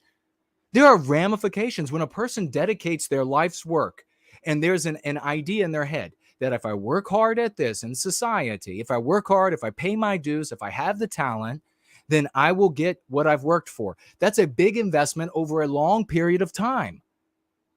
And when you are denied, not because you failed to achieve, but because you were born white, there are deep psychological wounds that are inflicted. And here you see that this man is suffering now panic attacks, ended up in hospital, and they put him on morphine. He's never had mental breakdowns before. My assessment is that he doesn't understand anti-whiteism until this moment. He considered himself a person with no racial identity, which is what most white people do. And that is a huge problem. That's that selfishness, that selfish individualism that we've been taught from where? News and entertainment, education. It's one of those things that if we don't deal with that, if our cure to our ailment, if our cure to our predicament doesn't include a correction for the selfish individualism, you'll go nowhere. It will go nowhere. The cure won't even, it'll be dead on arrival. He considered himself a person with no racial identity, a white ghost. Friends with Indians and people of all races, always willing to help all people, no matter their race or skin color, as he would have put it. He was shocked to the point of suicide that the system would betray its own rhetoric and actually racially discriminate against a person based on birth. Worse still, against a white man who was born into a country which was widely considered a white ethno-state not very long ago. How quickly the tables turned. So what did I do in response to this terrible situation of anti-whiteism and white erasure affecting my brother-in-law? What would an Ant-Nat have done? What would an Antag have done? What would a J-Spurg have done? What would a Craven have done? What would a Tough Talker have done? Can you think of any other group out there that could have done something that could be valuable to this brother-in-law aside from us? Anything they would have provided would have harmed him in various ways, harmed their relationship in various ways. I purchased him his very own copy of Go Free off Amazon. I hope he will read the book and go free like I did. Big salutes. Let's get some big swash for Robert. God bless you, brother. And hey, the very best to your brother-in-law. And I know he can make it. Once he sees what's going on with the world, he'll be able to plot a healthy course, a moral course to something far better for himself, his family if he has one, his family if he wants to make one, whatever it might be. But we are in the moral position of saying enough is enough of anti-whiteism. No more victimizing of our people. And by ending anti-whiteism in the West today, we better the situation for all races in the West, because nothing good will come of white erasing Western civilization of white people. Nothing good will come of that. All of these freedoms that we love, all of these norms that we love across the West have to go as part of anti-white doctrine. And you've seen it over the course of your life. You can look back over the past couple of generations and you can see everything that comes from us has to go and is being white erased. So everything else will go as well. We have to put an end to this victimization, and we hope that your brother-in-law will get right. Hope he will get better. And by finding out what's really going on in the world, and that he, like the rest of us, have been poisoned with anti-white ideas, that white people don't have a race, and the non-white people have a race, and they have a people, and it's special and valuable. When he addresses these things, he'll find in himself, he'll find that he has more physical abilities than he thought possible, more intellectual abilities than he thought possible, more spiritual abilities than he thought possible. And if he doubt that for a minute, he need only reflect upon the fact that a non-white race reared on self-hatred would never achieve their potential either. Good luck to you, sir. All right, let me see what you all are saying. We're going to celebrate Financial gifts. Get it out. Raucous emojis, ladies and gentlemen. I want to see you celebrating. Big raucous emojis. Please. The assorted heroes here celebrating J.M. Johnson. 95s for this champion. 95s. 07s. He writes with 75 white well-being dollars. Go, Jason, go. God bless you, J.M. Johnson. We love you. Thank you so very much for that princely financial gift. We have the great Yiz the Unifier over here on Entropy as well. God bless you, Yiz. $5 financial gift. Thank you so much. She writes with it, weekly folk tithe to celebrate the success of my camping trip. She had her camping trip. We're looking forward to hearing all about it. Perfect weather and fellowship in a remote, pristine Appalachian forest. I appreciate your prayers and good wishes, everyone. All have a community stream about it tomorrow night. Kip. Keep it Promethean. Keep it pristine. Keep it white positive. God bless you. Yes. You folks, pristine is part, the word pristine is part of the Go Free lexicon. We use that for all things that are of us, that reflect us. The environment, just like a beautiful, clean environment, that is of us. We are in harmony with our environment. Yiz is using it perfectly here. Very pristine of Yiz. God bless you for that, sister. Let me swivel over. That's everybody there. A big hello to everybody who's over there on Rumble. Wonderful to see you. Over here on D Live, we have 4 lemons of cryptocurrency. 4 lemon cryptocurrency gifted from Spartan, and I deeply appreciate that. Thank you, Spartan. And let me see if we have anybody on Odyssey. A little refresh. And looks like we didn't miss anybody today. Nope, we didn't miss anybody. Good to see everybody who is over there on Odyssey. And again, if you ever want to financially gift and you want it to be totally anonymous, just let me know in the verbiage and I won't even share your screen name. I'll swivel around this way. I'll make sure that I didn't just throw lightning and silence myself. And we will check out Cash App. And we have a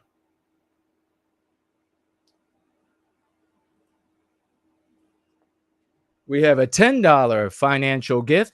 Thank you so very much. LFG. Is that who it's from? It says $10, 1 ticket, general admission. God bless you. Thank you for that. LFG. Thank you so much. Speak up in the live chat if that's you. God bless you. $10 financial gift. And we also have over here, get them out. Get out the hardcore raucous emojis. Crowns. Please find the crowns for this gentleman, ladies and gentlemen. It's the one and only No White Guilt Clips. Financially gifting 100 saluting dollars. $107 from No White Guilt Clips. Oh my God, brother. We love you. Thank you so very much. Working man, a young man, an active man for white well-being. These are the people who are the true warriors and change agents of this day. We deeply love you and appreciate you. Crowns and crowns and crowns for No White Guilt Clips. Thank you so much, good sir. Really appreciate it. We'll check over here at Subscribe Star. Make sure we didn't miss anybody. A little refresh and we shall continue.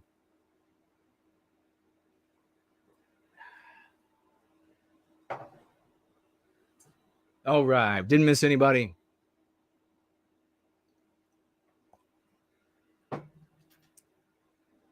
Who is in the live chat? Johan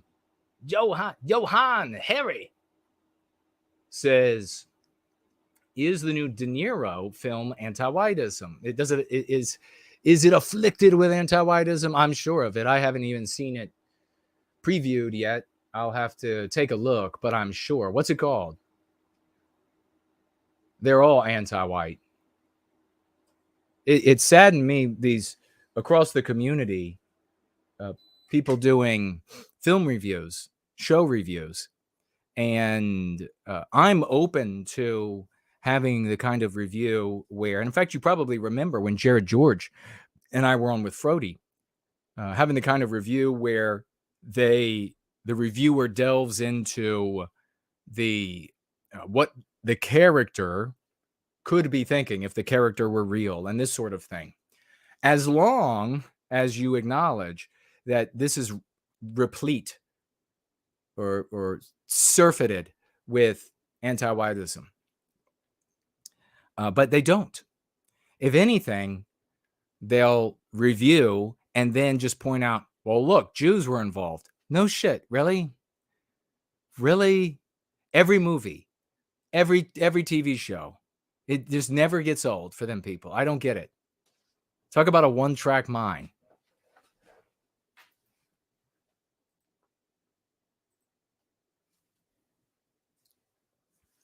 Victorian Time Traveler is with us. We got a couple announcements that we're going to get to. And what else do we have? Where are we on time? Okay. If anybody would like to call in the latter part, let me know over on Skype. We might take calls. Sloth says, great to see you in the live chat, Sloth. Says, a Jewish person exists in Hollywood? Crazy. I know it's crazy.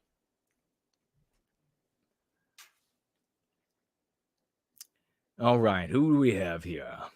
And there is Yes. Great to see you. There is Lucky Lunda, Thunder Down Under. Oh, yeah, referencing one of those people that do that all the time. Totally useless for white people. I can't think of many acts, many deeds, many types of things that one could do that would be more useless and detrimental to white people than to discuss movies and televisions in a way that further solidifies the reality of them, of those stories. If you're going to say, like, when I shocked people years ago, why did Darth Vader do what he did? And people all started writing in there, well, it was from his birth and from all this. And I said, no, it was because the script said it. Script told him to do it. That's not flippant. That's the real world. That's how you should talk to your children. Never let kids think. Interrupt, because they're going to be thinking what they're seeing is real. So number one, don't let them see anything that is anti-white, period. Nothing anti-white. They'll see it as real. And before you know it, that little girl that used to love you so much will suddenly be in your face about, why are you such a bigot? Because she will have seen the black little cartoon character or the Jewish little cartoon character just crying in his closet after being beaten up by the white bullies. So you've got to intervene. Don't let them see that shit, and then teach them everything in entertainment is fake. All of it, from the beginning to the end. All of it is fake. Never, ever allow yourself to be emotionally swayed in this entertainment, son or daughter. It's all fake.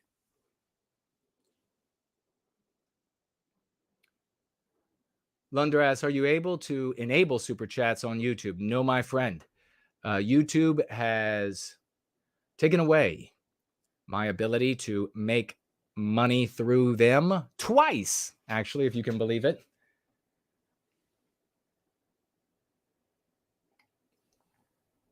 So there can be no financially gifting on YouTube. Victorian Time Traveler. Carlisle Cockatoo. Hello, young lady. The Nameless One, which is using the name Nameless One. First last. Hank says there is a video interview with the author of a new book, War on Whites, which is great to review. Have you seen this video? I left more info about it in my last comment reply. Is that what it says there? On to you. Did you direct message it to me? I have not seen it. War on Whites. It's an interview. Oh, wait a second. It sounds familiar. The book. But I don't know anything about it. Tag me again if it's on Twitter. tag me here to let me know your response so that I can find it. I appreciate it. The great Brent Danger is here. Wonderful to see you, sir. Jay Bishop is here. Alex is here. Thank you for celebrating. And JD87 is here.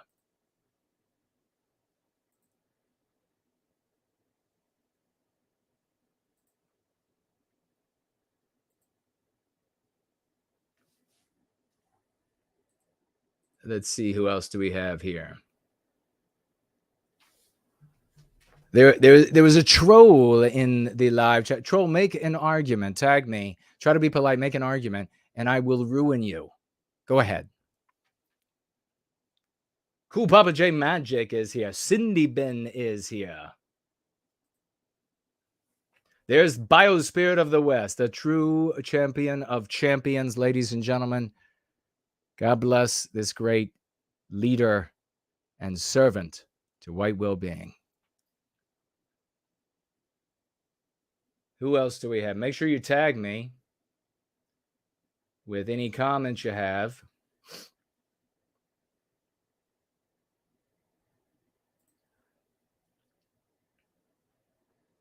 Elaine Sabatino, just strolling through. Promethean Healing is here. Wonderful to see you. And trying through the blurriness to find names. There's the great Slots saying to me, brother, you are so right. I appreciate it, good sir. Bryce is here. Hello. A Blonde Ambition is here. Hello to you. I'm still at work. And if I don't get to listen to the full live, I will listen to it tomorrow. That's the kind of dedication we need. Thank you. She says, love you all. Thank you so much for your dedication. No white guilt. This movement and stance is so 911. It is indeed. Melissa is here. Hello to you, Melissa. White Student Transmission is here. Hello to you. Oh, JK160 said it's a little girl. We have a daughter of the West. Congratulations, a daughter of the West, born to JK160. Congratulations, good sir. That's wonderful. Alex is here. Hello to you, sir. Another daughter of the... We've had so many children in this community born this year. I love it.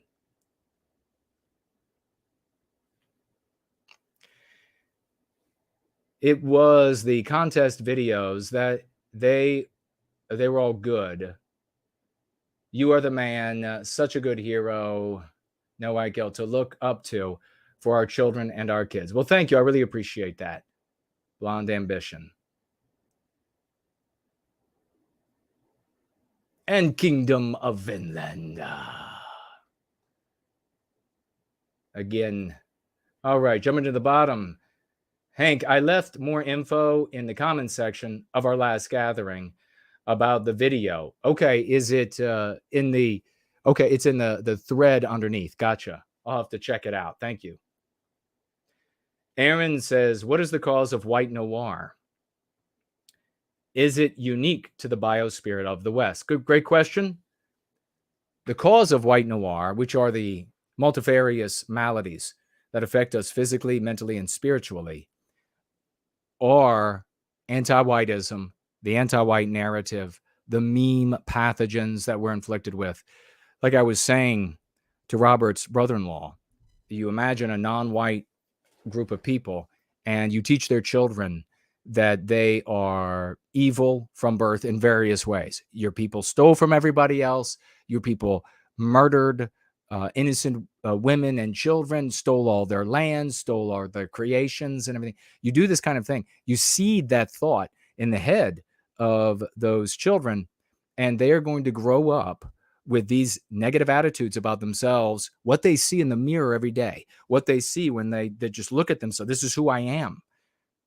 And they can't escape the evil. And it takes various forms as a consequence of illness. And it's manifested, as I say, throughout all of the three categories, the main categories of a person's existence: physical, mental, spiritual. And mental, we're including psychological, socio-emotional.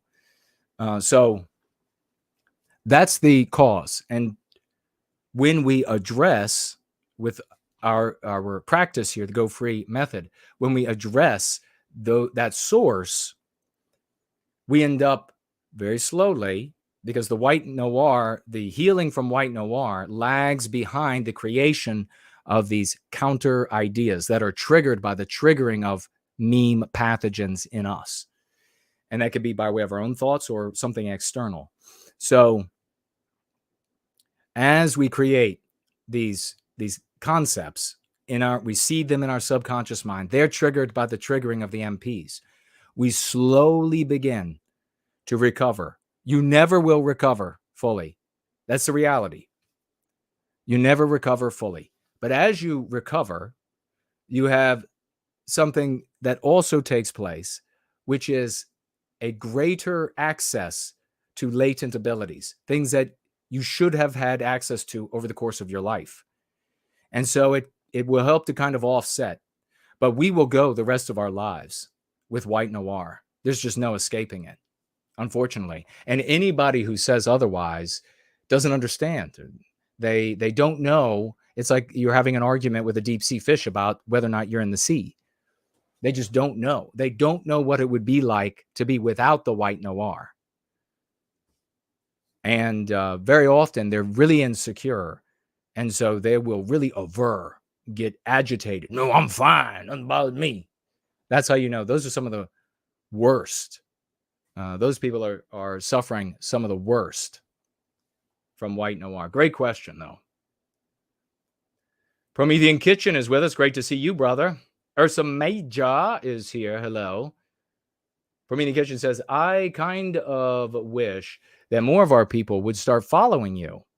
But unfortunately, like you said, a lot of our people are just dumb, especially in the white sympathetic sphere. Precisely. We would like far more people taking up the practice of Go Free, so that we have, number one, the most important thing is individual agents transforming themselves, their lives, and therefore all the lives that touch them, which could be a family, it could be in-laws, a lot of things, people at work, etc. But then a percentage of those who engage in the practice, improving themselves, will become either a part of Team White Wellbeing, they will become a part of a Go Free Club, they will participate in the promulgation of the Go Free method, the concepts out to the world. So you can see why it is important to bring people. Some of those people will be solo actors promulgating, and you could see then that how important it is for more people to take up the practice, and very straightforward, very easy practice to take up the practice. And then a percentage, as I say, of those will become agents of change in our world. And by doing that, we quicken the time through which we have to travel to get to the reclamation of our destiny. There's more opportunities, there's more strength. And what we need, all that we can do for the future, is prepare strength, connectivity, economy. So our finances, intelligence, creativity, the artistic abilities, these sorts of things have to increase. The more they increase, the better we are equipped to overcome challenges and to take advantage of powerful opportunities. You think about this conflict in Gaza and Israel right now.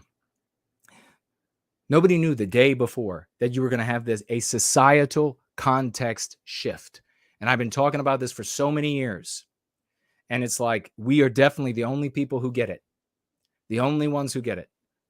Everybody else, it's like they live in a story that we look down on. They're the flatlanders, and we're the three-dimensional entities that can travel through it. They just muddle through the two-dimension, the flat world, and things happen to them. Whereas we are beyond that, beyond time, and able to plan and prepare. But yeah, we need more. And yeah, the problem is that so many of them are just dumb. They're dumb and they're overfed by doting mothers who are endlessly concerned about every little thing that could potentially happen to them. That's a problem. They don't know. You could just see them. Nobody in the white sympathetic sphere, I tell you this, could have imagined that once the internet became robust enough to carry many voices and a heaving, growing audience, nobody could have predicted that the audience would have willfully chosen the least productive for the stated objective. Because these people, they're not really concerned with the objective. They have become masters of jogging in place. They doom grift. They make shit. Some of them make shit tons of money, make money where white sympathetic sphere never made money before, but it makes money now. They're reaching more people by way of the internet, but it's not a service of an idea and vehicle to achieve the goal of arresting our victimization. It's just running in place and doom documenting, doom dissecting, doom divining. And that's what they choose. And the more weird or how can I say? I want to almost say crippled, but that's not what it is. It's the more handicapped a person is on the internet, the more they have wrong with them, the more that the viewer can feel better than the content creator, the more audience they'll get. People would just pour in. So, and that stupidity, it's in the white sympathetic sphere, explicit, but also big time in the implicit. Just need to read the comments of like under Buddy Brown and under Prepper Nurse and under these people. It's amazing how fucking stupid they are. Not all, but by no means.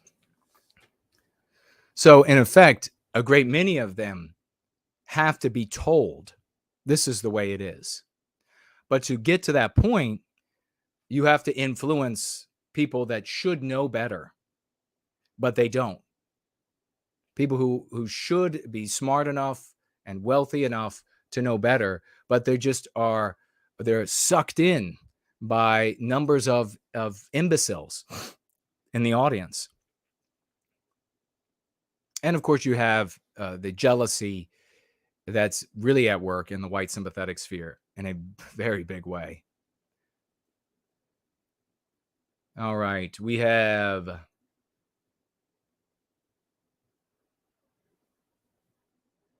Yiz saying she sent some other financial gifts on Entropy, so I've got to refresh. It seems to not be working. We will do that right now. And we will wait and see if it decides to work. Thank you for letting me know, good sister. Slod says to Victorian Time Traveler, he'd play any game that sponsored No White Guilt. That's awesome. Time Traveler says, maybe you could get a sponsor. Recapturing Our Destiny sponsored by Raid Shadow Legends. I can see it now. That would be fantastic, wouldn't it? We could do, I mean, it's amazing, like that Buddy Brown guy, it's the beginning of every one of his videos is an ad read now. All right, let's see if I can do it this way. He's got his testosterone pills now, just like Alex Jones had. The testosterone pills. He feels so much more manly when he takes his testosterone pills. Okay. Let me check on the dashboard as well. Because I see two here.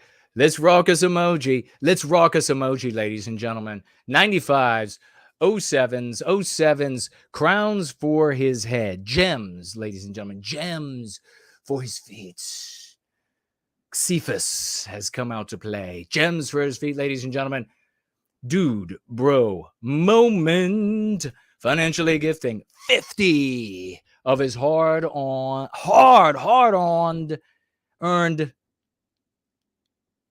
white well-being dollars for white well-being.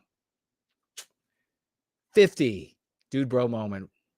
Magnificent, brother. Mag-freaking-nificent. And Yiz is back indeed. Yiz, you say 2? I see 1 here. Maybe I'll have to check on the dashboard. $3 from the great Yiz, the unifier. If we live in a moral society and our biospirit was in the driver's seat, scumbags like that pedo outside of the school would be publicly executed by the local sheriff. Zero tolerance for evil like that. Amen to you, good sister. Amen. And that, in fact, reminded me, it was a sheriff. It was a sheriff who the county divested him.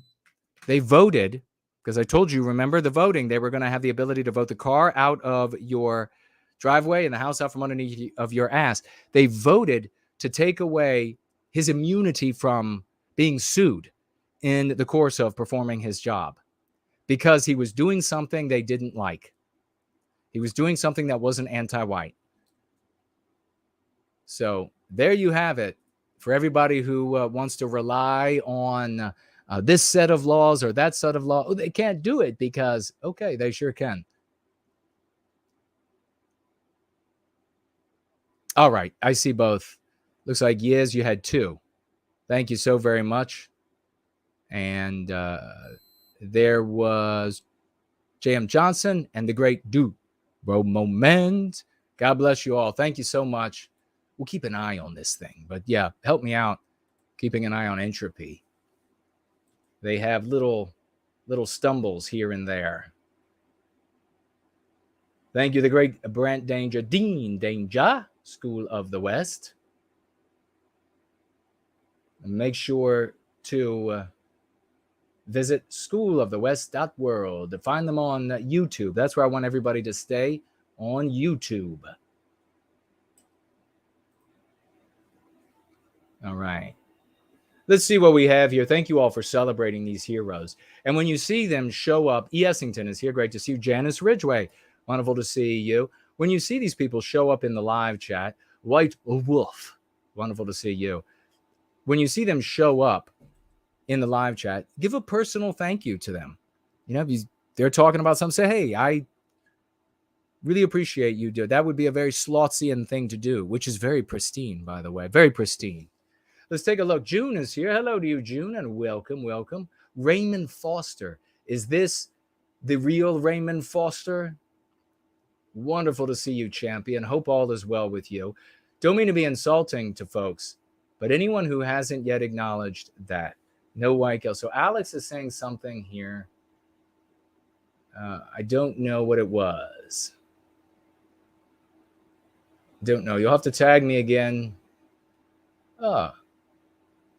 With you kind of Saxony is here. Wonderful to see you. And writes, what a great gathering. I love this man's opinion. I'm super tired after a long day at work, but I'm glad I could make it. This is like strong coffee. Keeps you energized and awake. Magnificent. Oh, yes. You know it is. I just radiate that energy. The energy of the spirit of the West is speaking through us. It is powerful in our circle, folks. It is powerful. New 001 is here. Hello and welcome to you.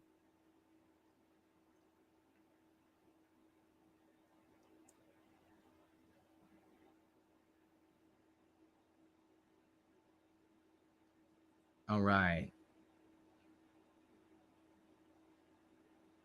Lockie said he recommends School of the West to his cousin's family just yesterday. Good on you, man. Swashing right there. Big swashing. He said they just pulled their son out of public school due to how bad it's become. Be there for them, folks. Be there for them so they can get it right. Because if they don't get it right, they're going to get it real wrong. They're going to end up with people like Buddy Brown. Buddy Brown is going to be telling them to do an inventory of how many guns you have and how much ammo you have so that you can die with your gun when you really won't, that you'll just turn it over when they come. The great Mrs. Jess Horst is with us. Wonderful to see you, dear lady. And Wing It Production is also here. Great to see you. All right. What a crew we have here. I sent you some messages via website contact form the other day. It's quite long, so take your time. We kind of Saxony. All right, brother. I'll take a look for it. I appreciate it. We have some announcements. Johnny Johnson was having some problems with his comments not showing up on YouTube, and he's not sure exactly what's going on. You should never try to undermine the penalties and etc. that YouTube inflicts on you, because we want to be here on YouTube. But maybe you're just having a problem with your connection between you and YouTube, and that might, I'm no tech guru, but you might be able to fix the problem if you use maybe a Tor browser, or you use some sort of a proxy for a channel, for an account on YouTube. That might fix that problem that you're having. And especially if you find that the problem gets so bad that your channel, your account on YouTube even disappears. This is not, if YouTube deletes your account, don't ever go back, because we obey the rules of YouTube. But maybe you're having a tech issue. And if that's happening, then you can search out a proxy through which to engage. And sometimes when people do that, they find that their proxy account works better than their totally better if it's been completely stopped working altogether. So that's just something I wanted to throw out there for people to chew on. Maybe you are in that position. I don't know. I also want to mention, we are often assailed here in the white positive sphere by people in the white sympathetic sphere who are very explicit about hating us and very explicit about wanting to ruin me personally, wanting nobody to listen to me or listen to any of you. And so that's in our faces. We see it all the time. But I want you all to be also aware of people who seem like they're friends concern trolling. Because anybody showing up and talking to you negatively, as open as we are here about white well-being, has been going on for decades, and total, explicit, lucid, no dark areas of questioning, lucid service in all subjects to white well-being, complained very clearly. Anybody showing up who says, oh, they love white well-being, they love the Go Free method, but you know what, are concern trolling. And you want to rebuke such people. They are saboteurs, whether they intend to be or not. So it's really the attitude of the saboteur that we are rebuking, because maybe the person is just still got 1 foot or more in the anti-white narrative, still playing the antag in the anti-white narrative. I don't know. But you want to rebuke the concern trolling. Anybody saying that, oh, well, this is okay, what they're doing there is okay, but you know what it really needs? That's a concern troll, and you got to rebuke that attitude. It's important to mention because the white sympathetic sphere has been shattered again and again and again into many great pieces by sectarianists, people who show up and they like much of a doctrine or much of a vehicle or much of a group, but there's parts they don't like. And so then what they decide to do is behind the scenes, they begin talking to members, usually the members that are the doers, people who get things done. And they say, hey, you know what, this is good, but really we could do better than this. We'll just make a little change. We'll just co-opt this and then make it something else. And the group shatters. I've seen it so many times, I can't count. I was talking to one of my good friends the other day, an old timer, and we got on that subject, and he was lamenting over the years how many times that he's witnessed groups and endeavors fall apart as a consequence of sectarianists thinking, well, they could do it better if they just steal the doers of this group or that group. It'll all change. Never has. It's never gotten any better. We have the formula that works. There is no better. It's just a reality of the field. It's a reality of the market, if you will, if you want to talk about it in terms of business. This is what's moving. Nothing else is moving. Everything else has been stagnant for generations. So there's no argument about results. So keep an eye out for that as well, please. We've got a last here on our announcements. We have a sad piece of news that I have to share with you all. I shared it on my Telegram and across our different chats on Telegram. A former member of our community has died. Jeff Winston, creator and spirit of White Art Collective, just 3 months, I think it is, after the birth of his daughter, is said to have passed away unexpectedly. And I don't know why. That's all I know. But this is what I wrote in response. I'm told that Jeff Winston of White Art Collective passed away unexpectedly on October 6. I happily collaborated with Jeff for several years on a white positive approach to art for our community. We had our ideological differences and ended up going separate ways, but we ended our productive relationship as warmly as we started it.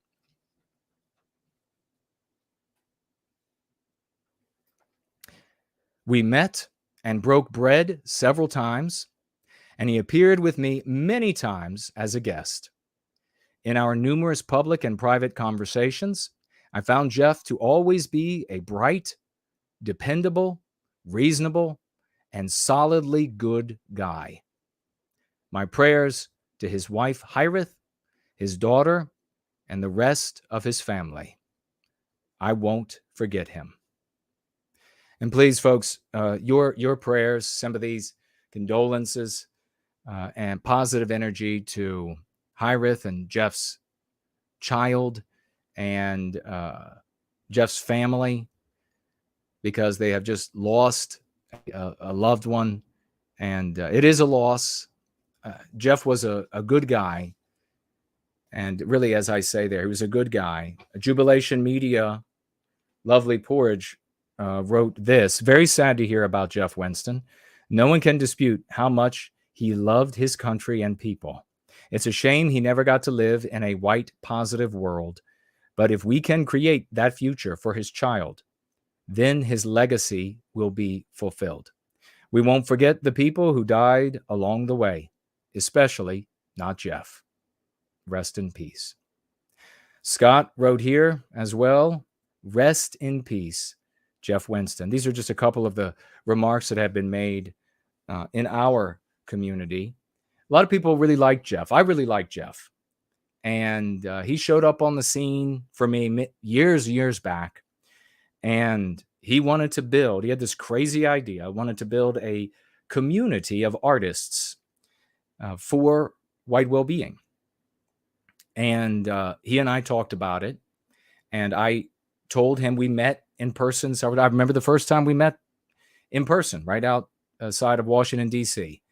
And it was I think it was in a Target, actually. Yes, it was at a Starbucks at a Target. And he was sitting over in the corner when I walked in there. I was like, that's got to be the guy. We sat down. We had a jovial, good conversation. He was a very friendly person. And we talked about white positive art. And it was an introduction to him for this sort of thing. I wanted the art of our artists to be inspired by our spirit rather than tropes from the past that have been muddied by the anti-white narrative. And he understood and agreed. He wanted something original. He didn't want a rehashing of the same old. He didn't want to just be the villain in the anti-white narrative. We both knew what that would mean, and we openly said what that would mean. We openly talked about, we ate at restaurants in that Alexandria. We talked on the phone. We talked over the internet in private and, of course, in public many times. He appeared many, many times. And we both knew what that meant. It meant people showing like women standing in fields of wheat with swastikas turning in the sky. And I just said, absolutely not. There can't be anything like this. This is a character in the anti-white narrative. This is not a projecting of who we are anew, who we want to be. We decide who that is. Jeff loved that when we talked about it, and every time we talked about it. And he had the daunting task.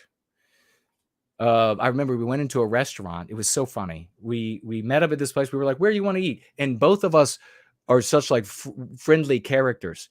We were both deferring to the other. No, where do you want to go? Where do you want to go? Where do you want to go? We ended up in a parking lot. And I said, well, there's a number of restaurants here. And why don't we just, does it matter? I don't even see the names. Here's doors. We'll just walk toward these doors. I don't know what it is. And he said, that's fine with me. So we went inside this restaurant. Very strange. I have to tell you, very strange, this restaurant.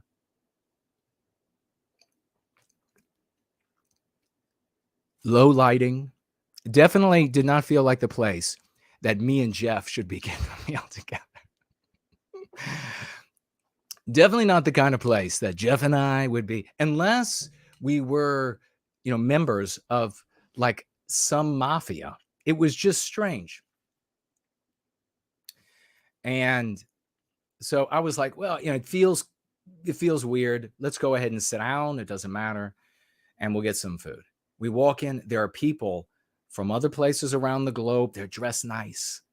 There are couples dressed nice, to the nines. There are men dressed nice together eating. They look like they're, in business, probably lots of money. And the plates of food in front of them, didn't look like things I'd seen before. And it was sort of Spartan. There weren't many things on the tables. The decoration wasn't like super decorative. We sat down and the waitress came up to us, and she had a low cut top showing off her swellings, and a tight dress showing off her assets. And she looked at us like something not right. She gave us our menus. We look at these menus, no prices, didn't recognize the name of anything. And so Jeff looked as uncomfortable as I was feeling. And I called the waitress over, and I laughed with her. I was like, you probably can tell that this is not the normal kind of restaurant we eat at. I wonder if you might tell me what some of these dishes are and how much they cost before we order. And I think she brought us like hot, wet towels to wipe our faces off. I was like, and what are these for? Anyhow, she started telling us, and the prices were insane. So I said, let me just stop you, honey. I think my colleague and I will be leaving now. And Jeff got a big smile on his face. She's like, okay, she laughs. We got up and we walked out. And I said, how about the next set of doors? As we walked down, we'll just walk into the next one. It can't be like that one. And fortunately, it wasn't. We were able to get some service and some food that we were familiar with and prices that we could afford. And we had a great conversation. But I did not envy. And at that visit, we talked a lot about the fact that, number one, leading artists was an unenviable task. Artists, of course, want to do their own things. But on top of that, these artists were coming to the game, if you will, preloaded with all of these ideas about what it means to resist anti-whiteism. And he said he would do what he could do to steer things in a healthy direction. And I said, I will do what I can to help steer things in a right direction. That was, I think, if anything, there were some other things, some specific things, mechanical things that we talked about. In fact, we had a big plan about something we were going to do in the future that was very exciting. Maybe it'll eventually be done. But obviously now not coming to fruition, not just because of his passing, but because some time after, Jeff and that community began to diverge more and more with the white positive work that we were doing. And Jeff and I had several frank conversations about that. And it was never filled with animus. It was never hostile. It was always warm, the conversations. And as I say in what I wrote here, we eventually decided to end the relationship because there was clearly a pull toward a wannabe political party and the manifesting these old tropes. And that was in that entire community now. And so we genuinely ended the relationship as warmly as we started it. And that's a testament to the kind of guy he was. That doesn't always happen, as you know, in white sympathetic circles. And wish the best to him and said I would be there for him if he needed anything. And maybe in the future, I told him that I hoped our paths would be able to come together again. Unfortunately, it's not going to be in this life that our paths come together again. And I won't forget, as Porge says here, I won't forget Jeff and what he contributed and what he tried to do in his life. And I give a prayer for Hireth and the baby and Jeff's family, taken way too soon. And Sloth shared with me his favorite song that Jeff had created, Love Your People. And we're going to listen to that now. We'll be right back.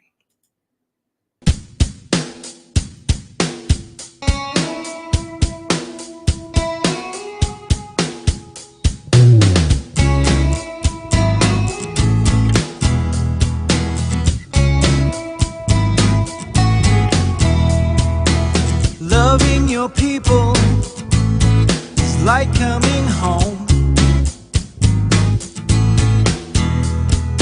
No one knows you like family until you do, you'll be alone.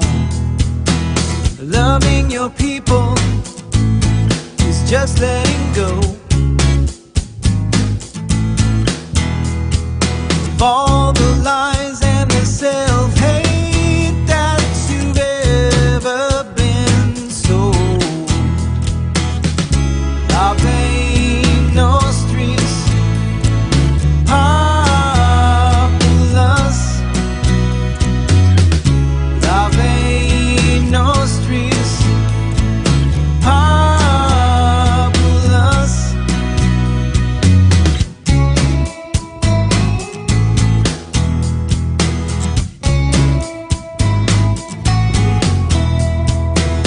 Brother, you're welcome, brother of mine.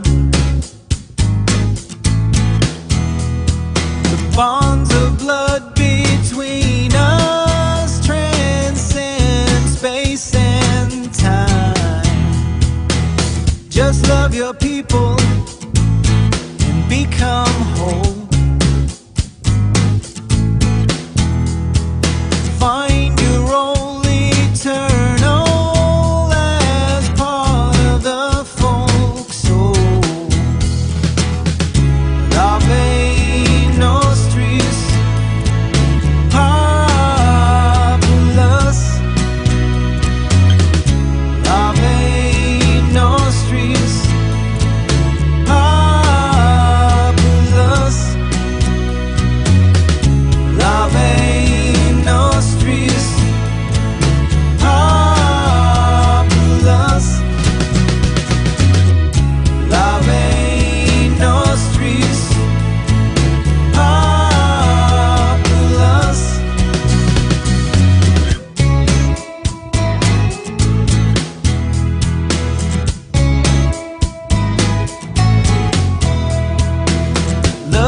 your people is like coming home.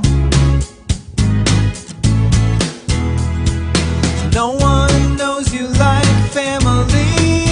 Until you do, you'll be alone. Loving your people is just letting go of all the lies and the self-hate that you've ever been sold. Love ain't no streets, populous. Love ain't no streets, populous.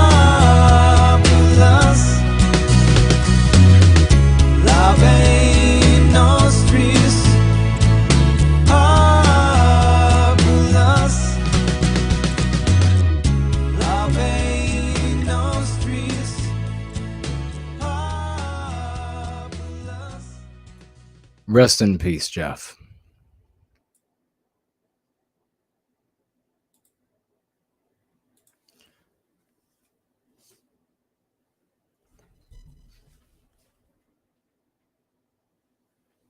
All right. Jumping into the mailbag, ladies and gentlemen. And we've got one piece of mail that I want you to celebrate for. Big celebration, ladies and gentlemen. Big celebration. Raucous emojis, quadruple 07s. Let's get this lady. Let's get her some celebration. Because we continue the fight so that Jeff's daughter will live in a better world than we've had to live in. This lady writes here, Jason, thank you for all you do in service to white well-being. And with this wonderful letter, she financially gifts $100. Let's get some crowns. 100 white well-being dollars for this lady. She wants to be anonymous. You can be anonymous too. No screen name, no fake name, no nothing. It can just be anonymous. God bless you, dear lady. You know who you are. Thank you so much. Let's get some raucous. Let's celebrate her. Get some crowns for this woman. Get some crowns found in the thaumatological mailbag. That is the thaumatological mailbag. If the word hurts, then you're in the wrong classroom. You don't need to know what it means, but it can't scare you. It can't terrify you. You have to be ready to take on the unknown. Thank you so much. 100 white well-being dollars found in the mailbag, ladies and gentlemen. And we also want to give a thank you to I Love Jesus Christ, financially gifting 10 white well-being dollars. Thank you so much. And with those 10 white well-being dollars, I Love Jesus Christ says for white well-being. Thank you so much, sister. I really appreciate it. Oh, it's fabulous. Wonderful champions. Wonderful, wonderful. Let us see what you all are saying. We have comments in the thread as well. Brilliant comments in the thread, comments in the live chat. And I don't think there are any calls tonight. So I'm yours. And the Cephas is with me. So what do we do now? The Cephas, the Spartan sword that you go into battle with to metaphorically take on the anti-whites. Making sure, I'm taking a look over here to make sure we didn't miss anybody.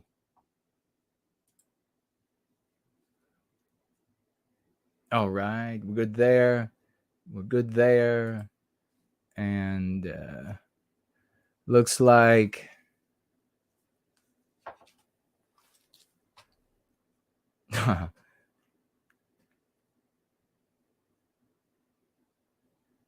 got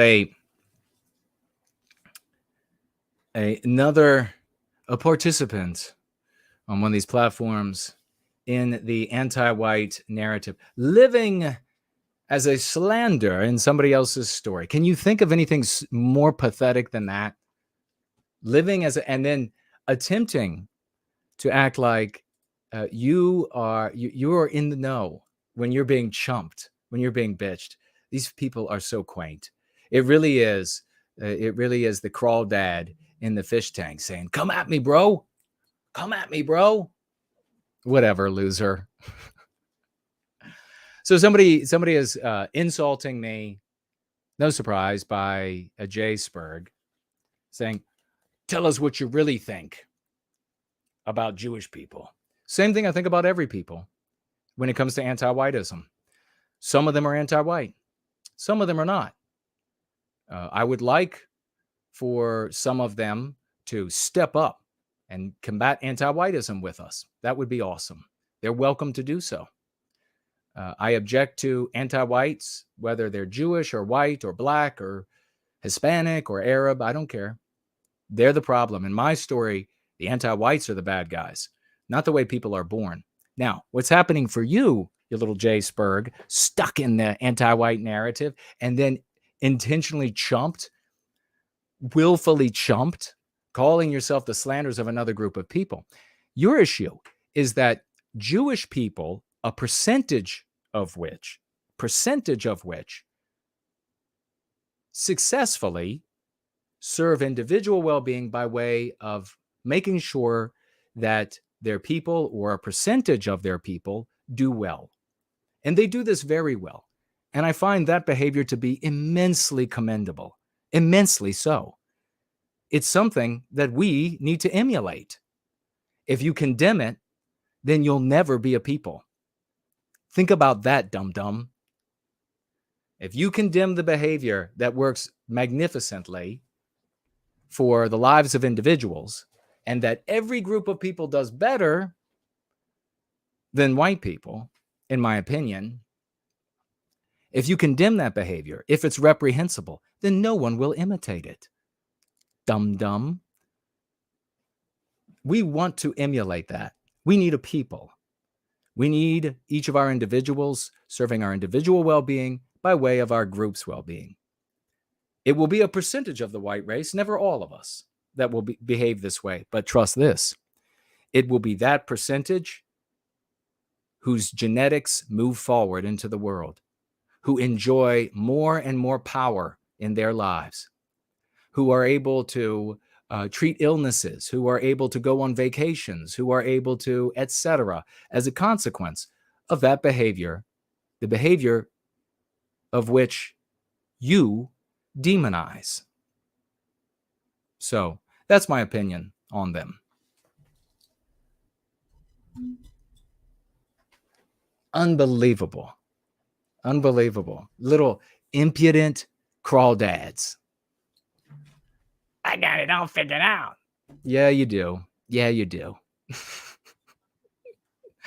You got it figured out, big guy. And we were talking about, isn't this funny? We were talking about how dumb the white sympathetic sphere is. And voila, speak of the dum-dum, and he shows himself.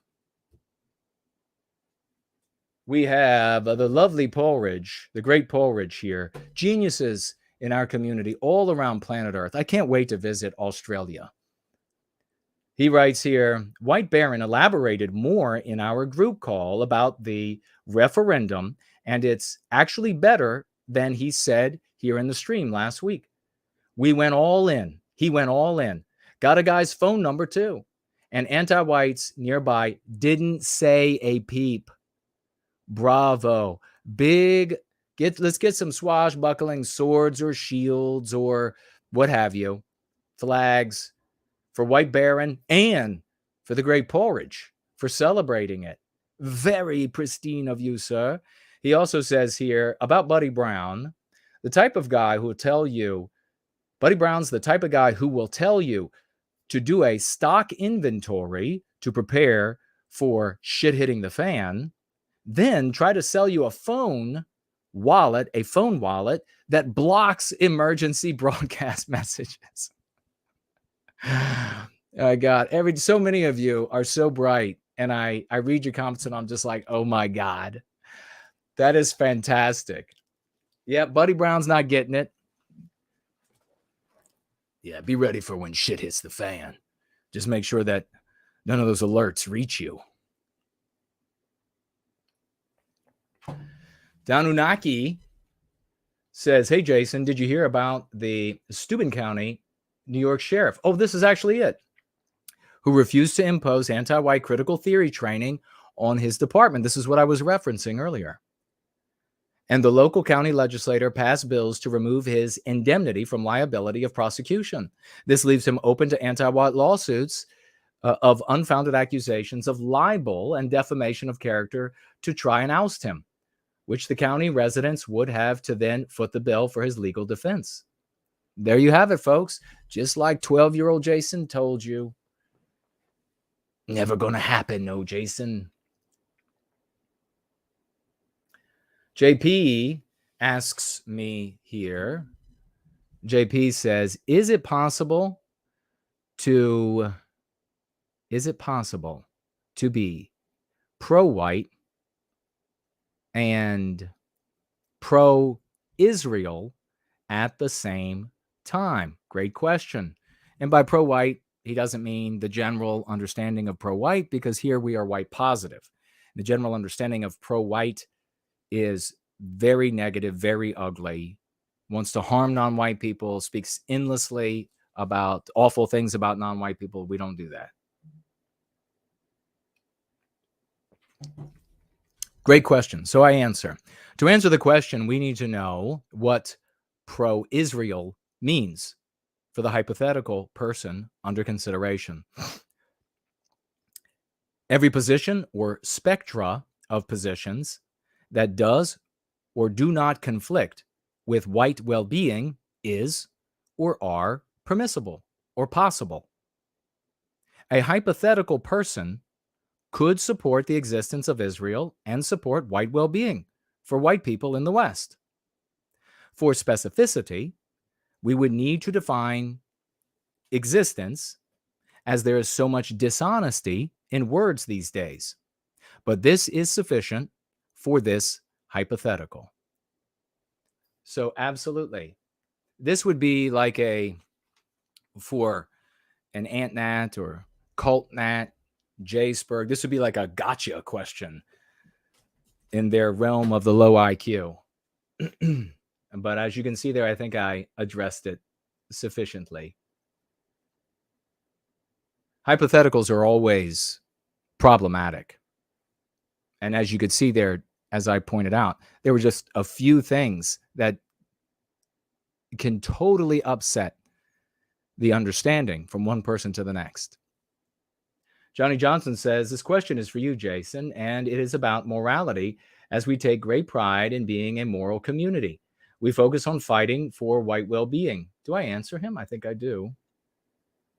But without having to hate any other people. That's right. My question for you is, how much compassion do you feel we should show for, let's say, a non-white friend or coworker that we may have? For example, if a non-white coworker you have talks about how his mother suffered under the Jim Crow laws of the South that ended in 1965, then it would only be right to show compassion by saying something like, quote, I'm sorry to hear your mother had to go through that. That must have been horrible. Aren't you glad those laws are no longer in effect? Close quote. If your coworker then continues, quote, did you know that there are still white families today with generational wealth passed down from slavery? What are your people going to do about it? Close quote. This is how I would reply, writes Johnny Johnson. Only a tiny percentage of whites own slaves, so to collectively punish the whole white race today would be a human rights violation. I'm not going to do anything because I wasn't even involved in any of that evil. Close quote. My opinion on this matter is that we should always show compassion for any people who have gone through atrocities.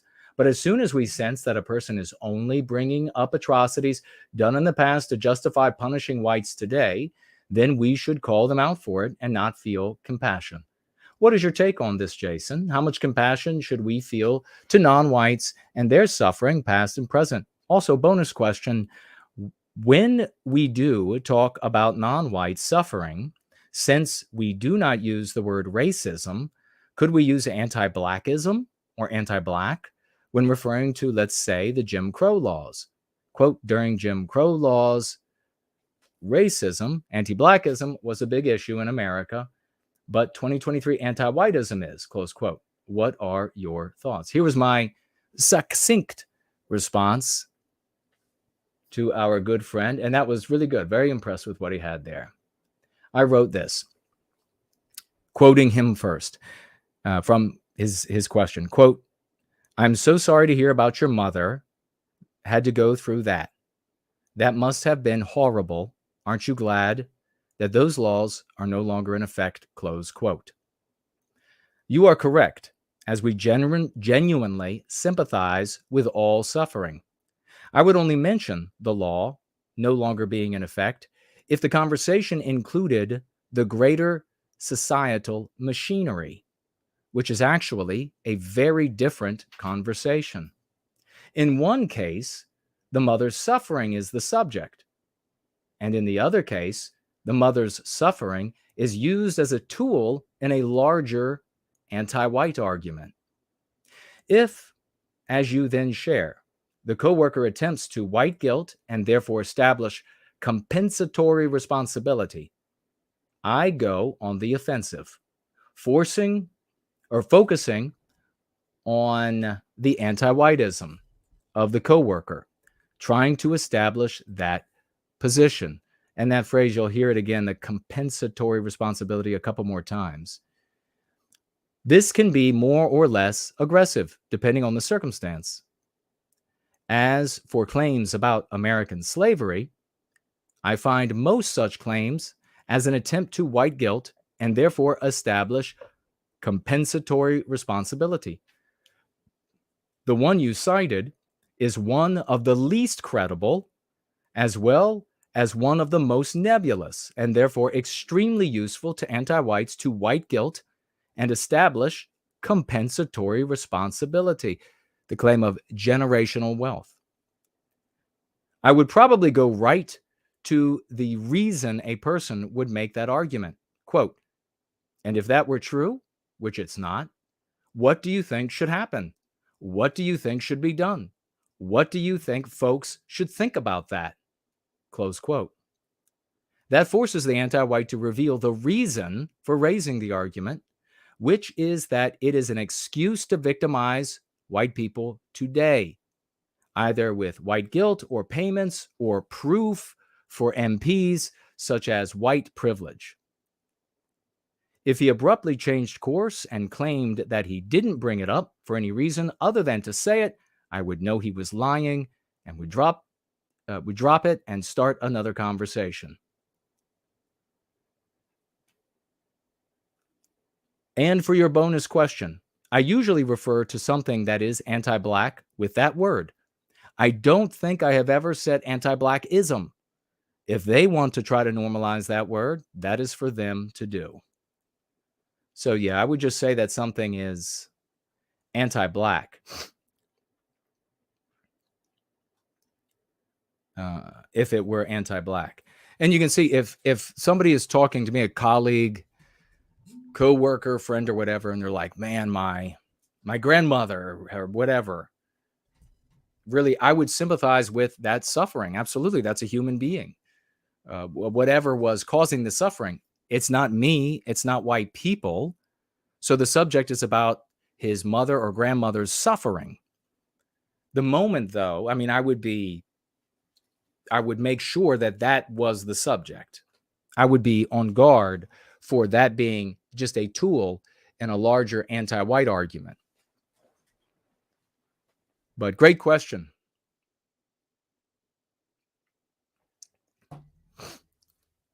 Let me see what y'all are saying, and maybe we'll take another look at the thread, and then we'll be gathering up the gathering and getting ready for an explosive week of success and service to white well-being. All right. We have 5 library tokens over there on Odyssey. Thank you so much. Who to thunk it? Who says whenever says white privilege, I guess whoever says white privilege, tell them they oppose white peace. if they're not opposing security for our people, then they're acting out of envy, which itself is pathetic and anti-white. So true. Thank you very much for those 5 tokens. And I see that the cowardly Jaceberg has left the scene. And let's see what you all are saying over here.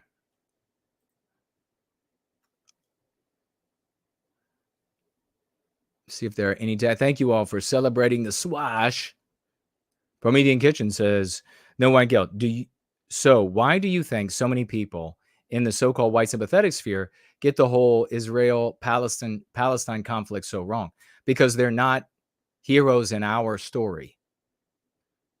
They're playing the villain in the anti-white narrative. And in that specific case, to various degrees, they are the villain that Jacebergs. And so when they look out at any conflict with Jews, what they want to do is they want to defame, slander. They want to say that, oh, that's a proof of all of the slander that they've ever made of Jews in the past, because they would fight back, they would defend themselves, they would go above and beyond defending themselves, however you want to refer to it. They're living as a shadow in the story of the Jews. Now, that's a consequence of being in the anti-white narrative. So they kind of segue very easily. It's almost like a dual citizenship, apropos, if you will, in the anti-white narrative, and more specifically also the story of the Jews. So these people are the villain for all of society in the anti-white narrative. They're the villain to blacks, they're the villain to democracy, they're the villain to women, they're the villain to all of these different things. But they're also, specifically because of this bizarre fixation that is a consequence of a superficial pattern. It's like in IQ tests, and you're given these complex patterns, and as you get to harder and harder questions, there are superficial patterns that are not the pattern that is the answer. And so they've fallen for a superficial pattern, which is really just the success that is possible for every group of people who fervently endeavors to establish individual well-being by way of group well-being. And so they incorrectly identify that as the source of all that is an anti-white. So they become fanatical about that specific people, and they get into their actual story as a shadow in their personal story. And evidence of it is Leviathan. It's manifold. They perfectly identify as that villain using the exact same words. As a consequence, when they see a conflict with anybody in that group, they're going to get the answer wrong. So they start off with wrong conclusions. You can't come to a correct answer. That's how they get it wrong. The only question that should be asked in the Israeli and Arab-Palestinian conflict, in any conflict in the world, is how does this hurt white people?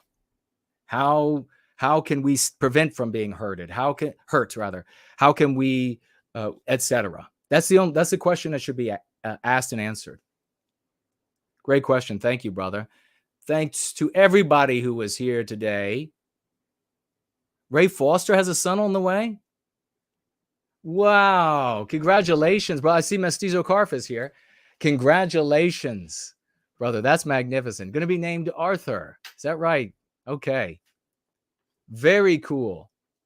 Well, ladies and gentlemen, we are moments away from the end. And I think what I want to do today, and one more time to honor Jeff and what was his collaboration with yours truly in this community, a strong member, a good member of this community, to go out on his song today. Unusual, but we're going to do it.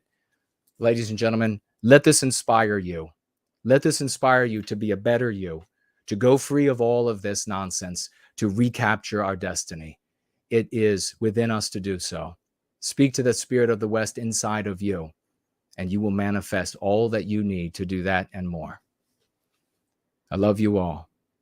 Let's go free.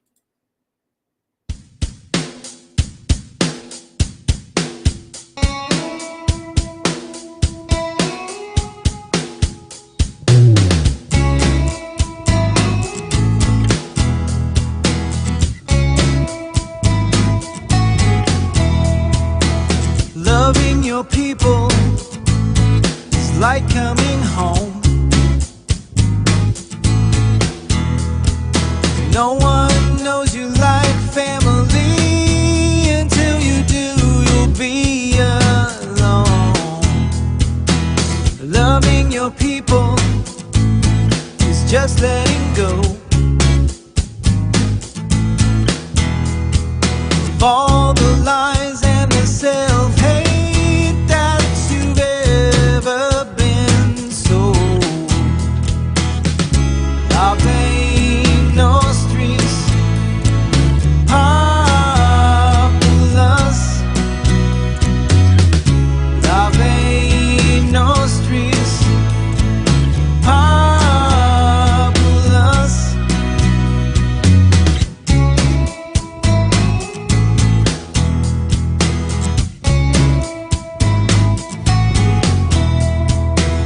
Brother, you're welcome, brother of mine. The bonds of blood between us transcend space and time. Just love your people.